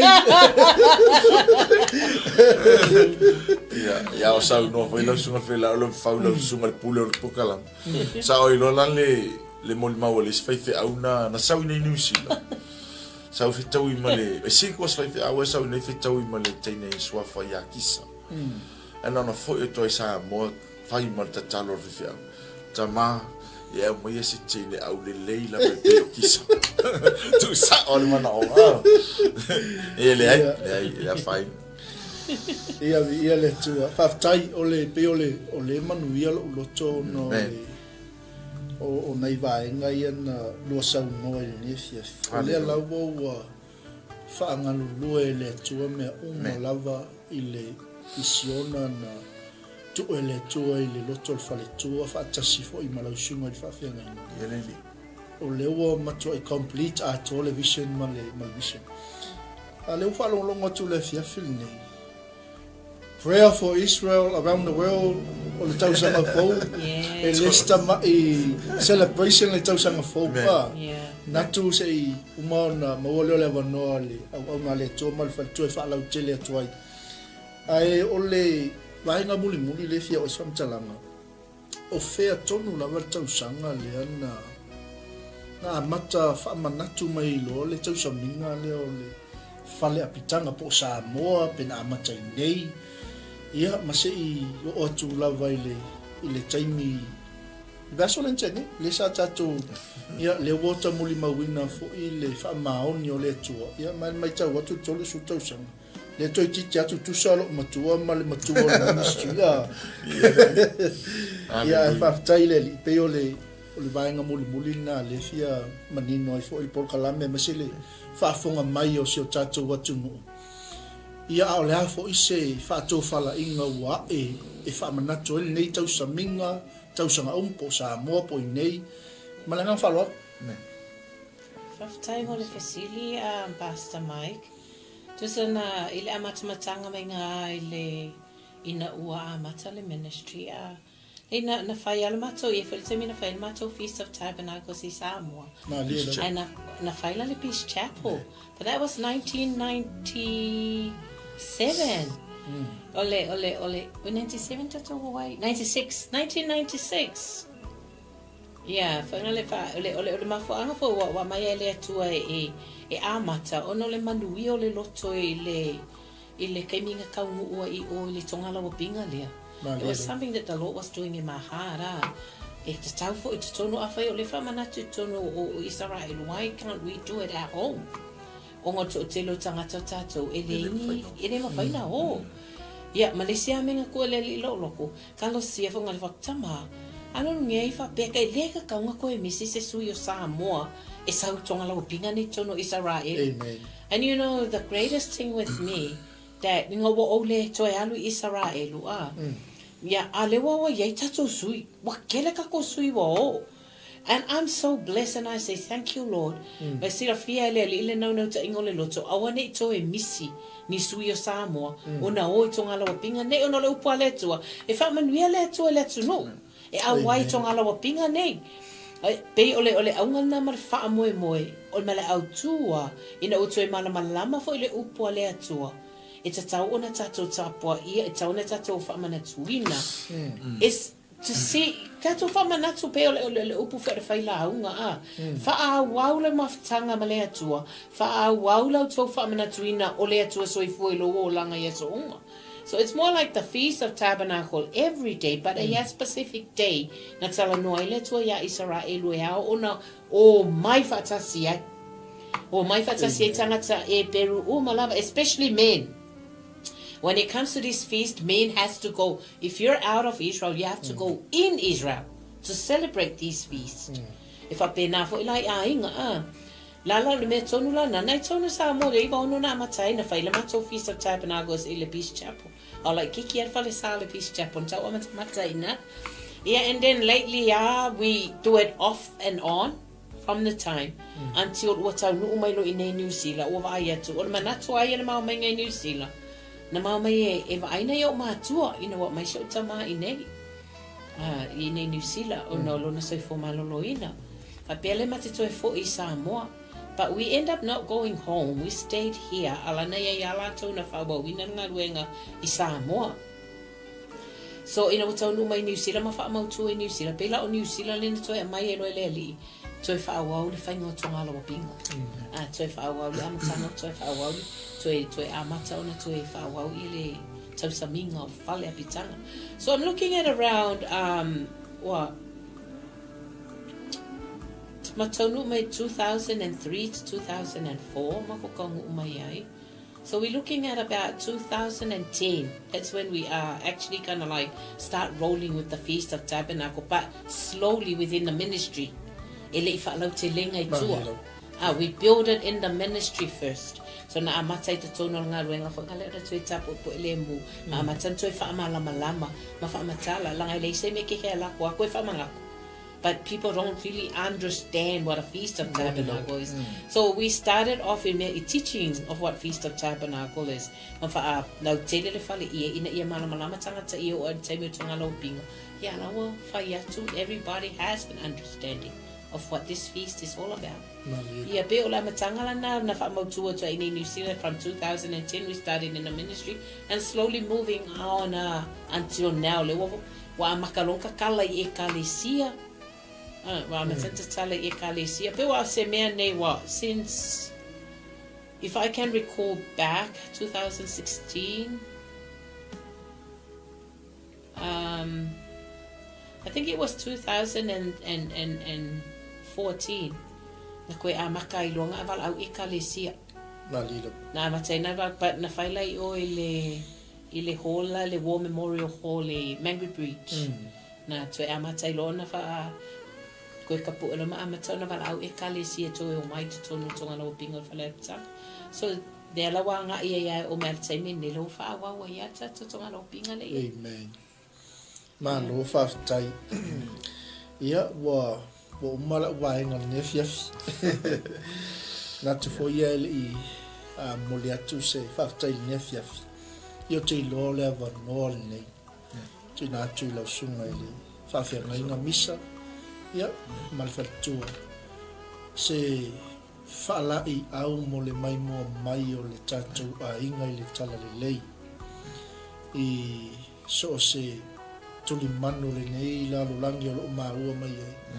Se wha malosi o se wha manatu o se toi whawhangu pe a vala au mai le atua I te oi. When God calls o le asa utali atu I le atua. Le pe au no tau whaafonga mai e le I whaingo fiel sa valinga. E le I whaingo fiel sa valinga. Ai ua manuia fo I le loto le nefiafi. Sa ia le atua I mea uma. Na asi mai lava le atua I mea uma. Ia ai mese fo I o le ua mai tau atu. E le o ma ia te o lua tapinanga tau sang fo. Mese le tolu sifulu tau sanga whanga tuina. Hallelujah. Ia o maua le vanol mai mua mai o se tatou. Atu nuu mai kalesi e fia o tau ainga ai maise o tama whanau. O le nei ministry o le tatalo mo Israel. Ia ma au na le atua. Sauno ia lau sunga whawhianga inga mai whatua mai nganga whalualu. Ia e sanga whaaftai e pēlau sunga whawhianga inga o no le vanoa. E le au maua taimi whape nei sa moa tātou te mafutai. E moni tala nisi o whawhianga inga ia a sa ilia seno whuanga o lai matua I tele le oa man tamau a inga lai mauai. Ia o tātou tunga mau. O iei au na wa nisi o mua atu. Ia wa ma mea alofa mataleni e le I whailoina. O iei fo I whi au o laina te tanu tu tono o lātou loto. E le I momolia mai lapa. Ai o se avanole nei ua toi au mai ne fiafi le sunga le pule ia vai ane sunga le whawhenga inga. Ia Pastor Mike. Ia toi avantu ai se whala I au le ne fiafi sa moi lau whafonga mai. E eile upuna o au mai le atua ia I ua le nātau sanga na te mawai atu nei upu whaata oto. A le la ua matua mo o le ne fiafi. When the Lord speaks, take heed. When He speeds, we have to sprint. A feta lai lole atua. E te tau ao no tātou whalongo. Ai a whaatele wawele atua. Ia tātou tau whetuti. Ina ua wala aule atua ia noa. Ia lota. Tu ilunga ave lau a vama lau whanau mo ese loa. O le a whau matia le nu. Ia e whaatua tuwai ia le to ina. Whai maali le a inga. Ai alo e whai tau le manino le tala na ono le teimi. Fa mai ana le toi a apa tu ia ile tua ia lota malona ainga toso mai fafu. See, listen to this. Fa mai le upulen a mai le tua. When the Lord speaks, take heed. Amen. Ia vave le tātou whaalongo. Le lei le whaalongo. Ma ia tātou sita ia le vala aua le tua. Hallelujah. And when he speeds, we have to sprint. Amen. Ao inga whaate le vave le tua. Ngai lo lea. Ia tātou tau fituli. Amen. Aua tātou te whaiwhaianga. Langa yele upule whai e tātou le teimi le nei. Ia ai ono le teimi wha Samoa. Le ua te tau na ve ese le upule na. A whai al por kalame o le lima. A mata i le lima. Tātou wō i le wha le atua. Tātou wō i le wha le anganga. A whai mai a le atua o le tau sanga le nei. I nā tūla ia ma whai loa. Wha longo ma whai. Ia lea fo ua whai loa atu le nei fiafia la nau auna. Ia ua tolu se fulu tau sanga. Tolu se fulu tau sanga. E leo se taimi pu'u na sa vali ma ia le ngā luenga. Ai a vea le nei taimi e vala au atuai ma le whaalo alo. A o whaafonga mai fo ilo tātou whaatamā. Ma le whaati nā o mātua ia le ngā luenga le nei taimi e laua whionga i le li pānemia ma le whaletua. Whaafitai mo lau lua te talo ma le tāpua inga. A o alo whaiva lau lua whanau mau lua tama whanau le te talo. Ai le ngata i lea o so se whaatama soari inga i le tala le lei. Ai o le tausanga fau ia o le whamana tuina o le tolu sifuru tausanga. Pea ono whailo atu le tātou i tausaminga o whalepitanga le na whaila sunga whengai. Ia, e tā selo ia mali palemia nā taimi, au le i palemia. Sa mātou, ai e namu i muli nuu le mātou, tutu le afi, whaile mangalafu le nā taimi. Ia, ma whaile tā le selo, whaia mātou fonta talo i lungo le tali ngana. Se watu ale umalo le rally le UFC le fai le Polas Freile. Al watu ai lava fonta talo se ia tau le ono le tai au. Pe pese ai lava ina mata talo. Ia matu ia fa tasila. Ia le la watu le vala au le taimi le nei. Au e fa fonga mai po fea lava le tu le lalolangi America la wafionga ngasu asiata Darolin. Ya pani la sunga a Rona Levi mal faretua o Keti. Tausanga fou, tā pena mai lau sunga la lauta yesi, ma le wharetua sei, mai se ro tātou ainga uma lau sunga le whawhengainga al foti, lau sunga le whawhengainga motu, o tātou ainga uma lo whawhengafonga mai tolu se fulu tausanga le la tātou whamana tuina. Ia, a whape maua se awanoa, tātou wheilo i aile nā tausanga ia o ki topa. Whamanatu aile nei, le goodness, po le lei o le atua. Tātou talis peia, ma yo tātou patipatia, lona le lei, ma lona whamaoni, ua taita ina mai e le ngata ia te o tau le nai tui ngā luenga, ia ae o le tātou mafu tangata talo, lea lava o lo o whaau au. Ia tali tonu foi o na fo e whaau au, tu tonu e kāne sia, ia whapena, o na ave veai, ma ia sanga whamanu, ia tele lava le tua, e le ngata i au auna na ngā lulue, ia au auna foi o le fo e tātou te mafuta, I tonu Bible College, I le fo ia le sunga le whawhenga inga nei, ia Pastor Mike ma le whaletua ia Sarah, ia le ngata I lea o Pastor Malele ma le whaletua ia Lofa, Pastor Taala le lei ma le whaletua ia Vailoa, ina nei ngalo ia tia, rangai to o tele au na le atua, le fo tātou mafuta ma le sunga ia Pastor Vaise ma le whaletua ia Pomani, Pastor Aneli ma le whaletua ia Litasi, Pastor Matayasi ma le whaletua ia Litasi, ia le ngata ilia o le sunga ia Pastor Nu. Pastor Nu o lunga ma le whaletua ia Marisa. Leo to tanu leo whamanato tu teimi nei ia o ngā lue i whafonga mai fo le tātou ainga te talo. Lau talenga tia ma le fionga ia seve mo le tātou ainga ato uma tua le vaola. Ia fionga ia vui sunga le ao ia nai. Tātou ainga ato uma. Tausanga fau. Tātou ave le whaamua I le tua, ave le whaaftai I le tua, ave le tātou whaaftai ona o lana te inga wau lia aile nei, tau tolu se furu tau sanga o tātou wau lia mai ia, te le whai ua tau te whaamatalanga, whaamanu ia tele lava le tua, ia sa moa o lo mai mo mai, I tue fia o le lalolangi, whamanuia fo iau au no le tala lelei le fivefold ministry o lo ngā lulua I so se vaenga o le tala lelei whamanuia tele le tua pito au ngawhas whamatalanga ia whamanuia tele le tua le fitunga le whawhengainga ia Pastor Mike ma le whaletua ia Sarah ia ma le kāruenga nei le Global Kingdom Ministry TV leo o lo whaawawa I pēle nei ngā ruenga mātango fie ia le ngata I leo le ekalesia o lo whape o na ngā lulue ai ia whamanuia tele lava le tua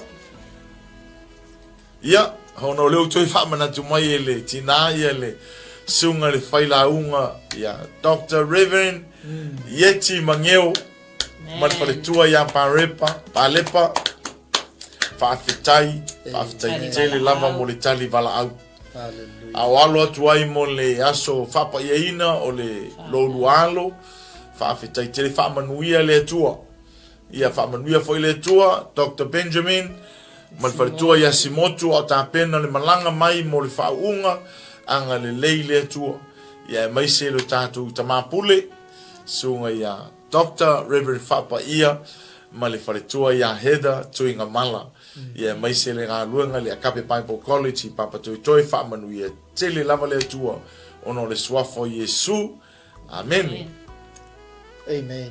Ia tui nā tupe lewa noi le tua lava se isi vaenga I te fia sau noi alo whanga mori pōfo I tātou tau ainga I Samoa ia ko so staffa whio nike mai se lava nei o lua whanau whaleanganga malanganga whanau ia leli ia te longa le nāua watu le whawhtai e te mā te roko le mā whawhtai le nā ai le nganga ia toi so tau au pile upule nā watu when God speaks Amen. Take heed when he speeds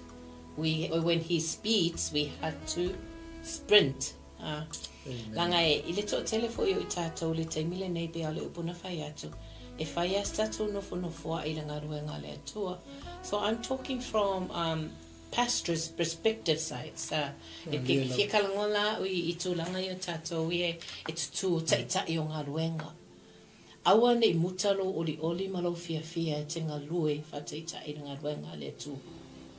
Le la tolu sfulu tau sanga o ngā ruenga le nei. Ai pe, o le tele o whawhita au le whitai ai. Amen. O le tele na o lo fia o lo nau. Te toi whai la asia tu le si mea I luma atu. Lango I nai te wa ai le matanga o fia o le tu, o le tu te au nei ai. O te lui la ia I tātou, awane o tātou nofo ai. Awane I whawea lo le upu whaiwhe au, po le upu tai, o na tātou nofo ai ai lea. Of course, e mawhai o na tātou delegatinga ngā luenga I tangata, I tātou ainga ngā lulua, tātou ainga lotu, po tātou ainga mautangata talo. Ai awane I ngalo ia I tāua, e iailo tā whaifafo I whai. O le tātou so tau au le mai lātou I mea umalawa ina I o tātou mauti noa o lo ngā lue le ngā luenga le atua e tusa me le whaasino manga le nganga pa ia I o nā la uma ai sea langa o le whaasino ala I o ngā luenga le atua e mai ai tātou o teitai.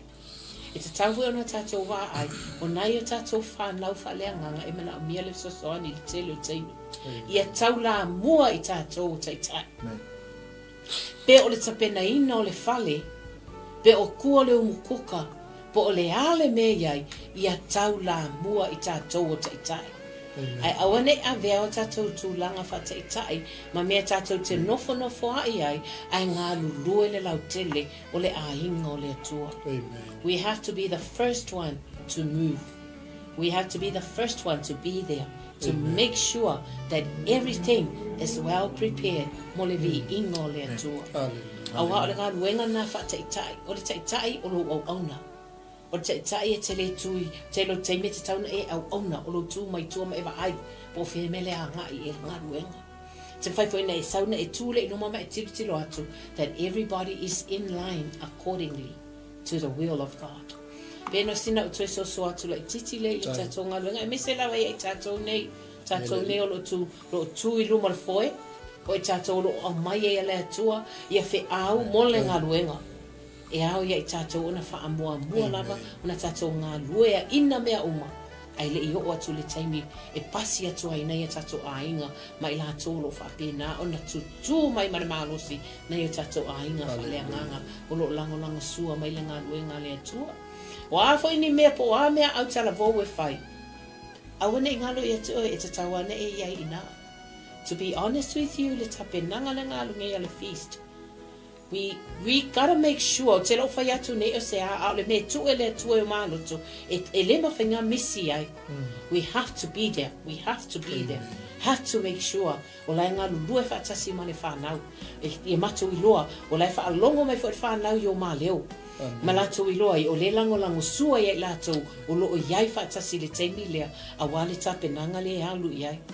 Mea umalava awane i misi i lawa ai tina tutula ai mai o i tātou le ieli pai ma le auli tutono ngā ruenga le tua a wha vai le tamau i tātou i wha pena o na apo atu wha amalo si au atu ina i wha pena o na ta mo i ngā ruenga le tua ba i atu la i ngā ruenga le tua i le tūlanga i tātou na fina ngalo i le tua e lo le mea tātou te wa ai atu i wha pia lawa le lei a tonu le lei le tātou wa ai a o le tātou vesili o fia le ali le ase fina ngalo le ali le mea le tau te whaia.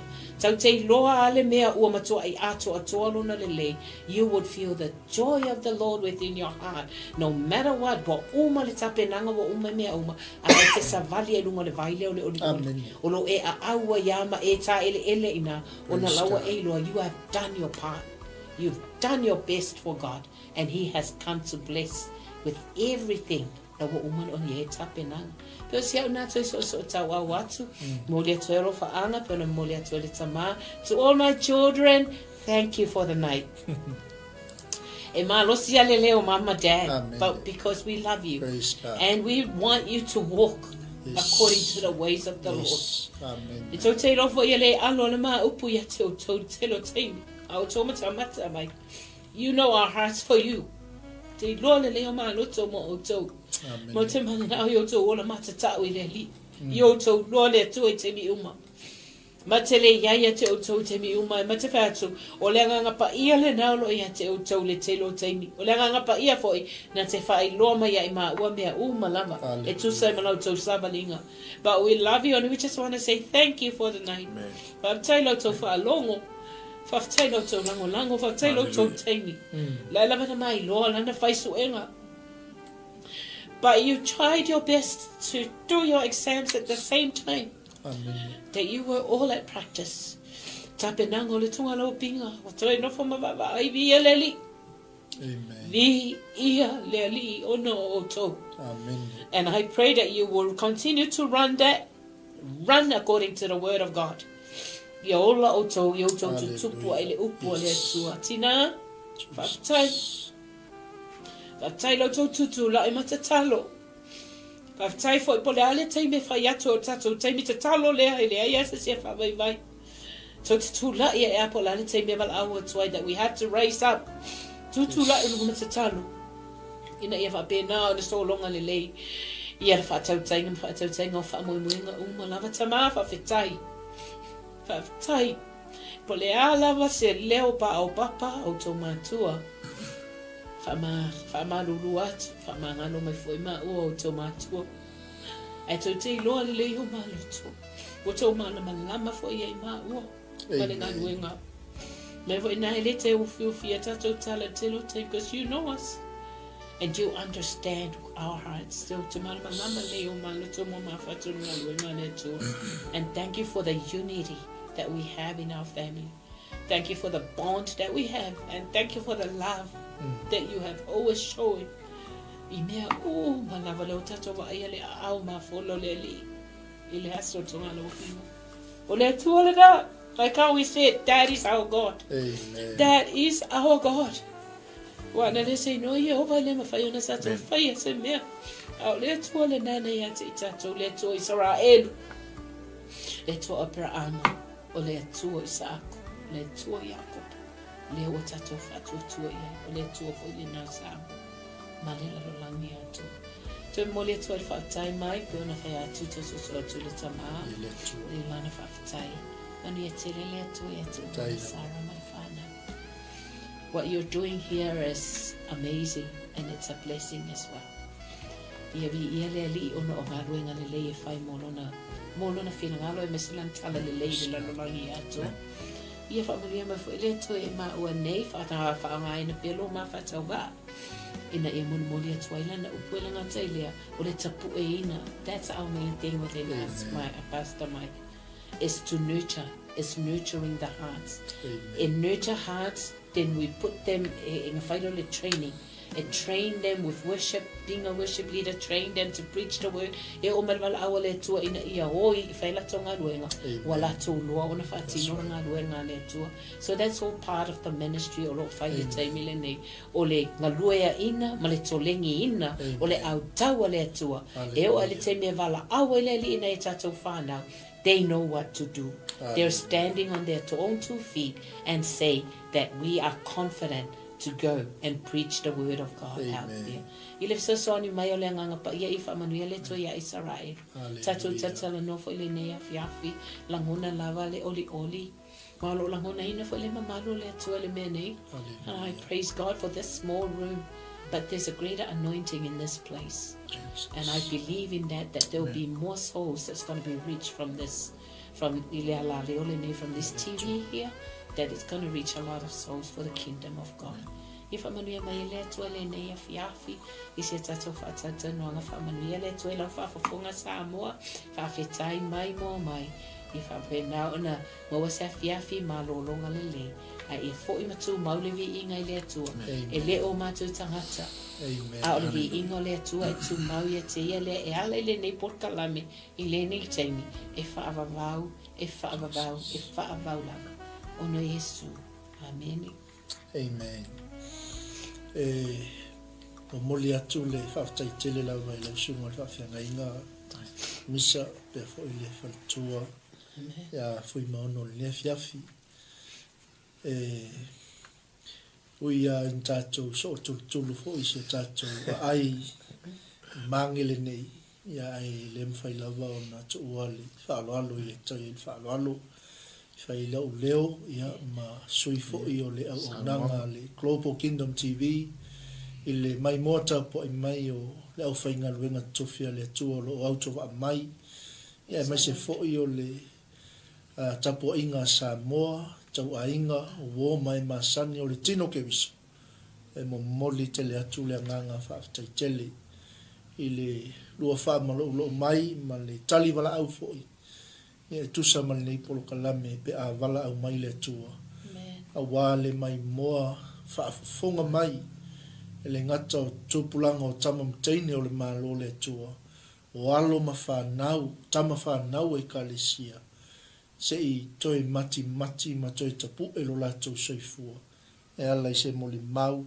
o se whaasoa ia e pei ona iai le nea fiafia le moli atu le nganga whaatai tele e le o iai se auro po se a rio fo e tau iai lo lua anga le lei ia o le mātou tatalo whaatasi ia wha wau pea wha manuianga le tua e maise ia o le ta mau ainga I le susia ma le nenea o le tua aua ne I uma le whalau le kate aua ne I mawai le suau le whangu e maise o whaalinga o moe mitinga mai le li ia wale whaawa wina o le fina ngalo le tua po le nei misiona o le matou whaaftaili na le fiafi talitonu sau se aso tātou toi mafuta a wal tātou tāpenanga mo tausanga fau. Praise the Lord. Ia ua uma na tupo ina le li o le au te talo.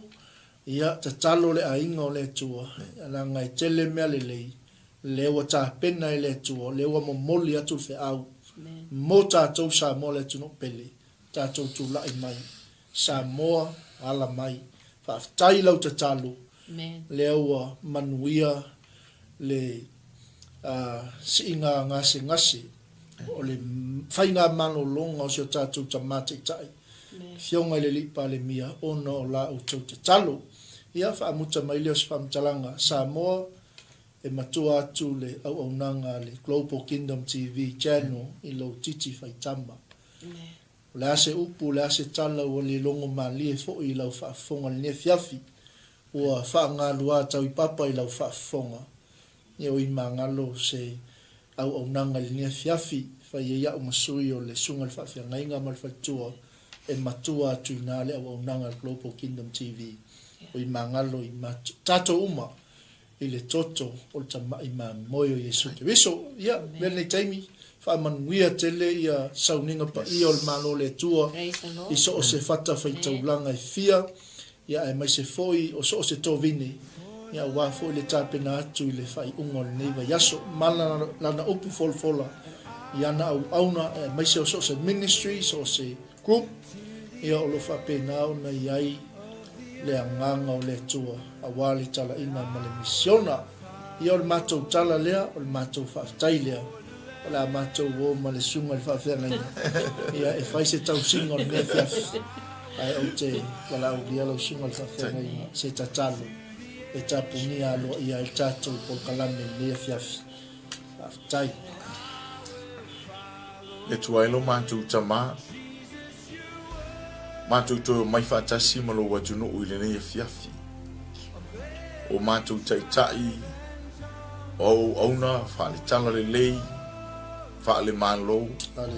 O mātou a inga uma.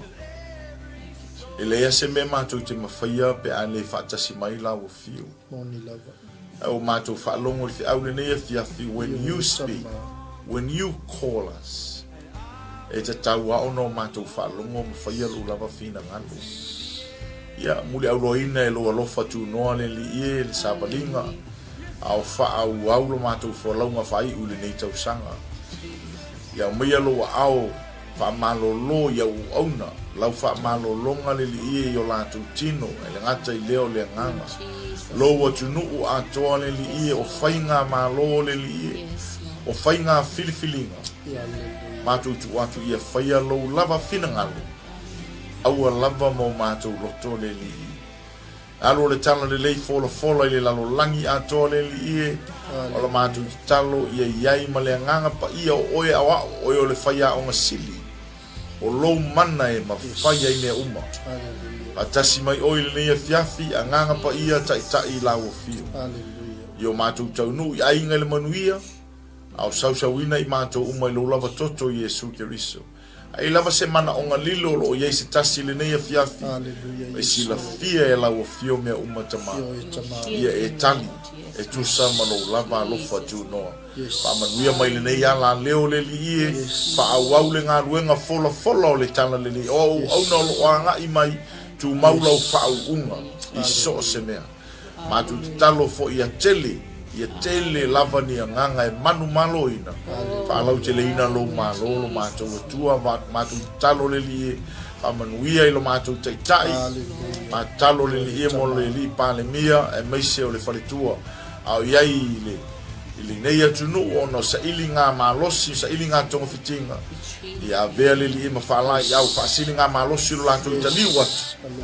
Au talia le li e whai ngā filifilinga o opu whaale malo le ngata I lea le li e mātou te talo ia iai manatu fau la ngona fau o mawhau fau ngā fau ia tumua I la ua mai la utu le li e fola e tai ia le malo ia tusa mea uma ma le fina ngalo la o fio talo foi mo le ao le malo ale ngata I leo lava I tangata anu o Samoa le toto lo sala lau I tu e fio le lalo langi ia whapea ona whaamanuia lau fio whaamanuia mai oile nea fiafi whaamanuia ia Israelu bless them Father pray for your peace upon Jerusalem whaamanuia I lau nui I lau whaalatanga o lo file mu o manuia I maota malau o whanua le li talia e lo watunu ule li talia e utangata lau whaalatanga ona o Yesu Keriso whamanuia mai oile nei a fiafi ona o lo suafa mātou te pala au tuai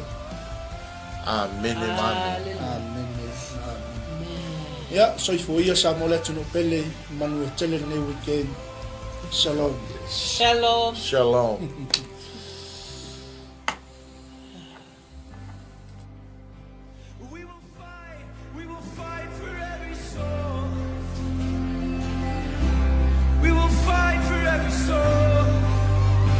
Come on, we give our lives. And I will preach the gospel, I'll die and be forgotten, as long as you get the glory. And I will preach the gospel, I'll die and be forgotten, as long as you get the glory.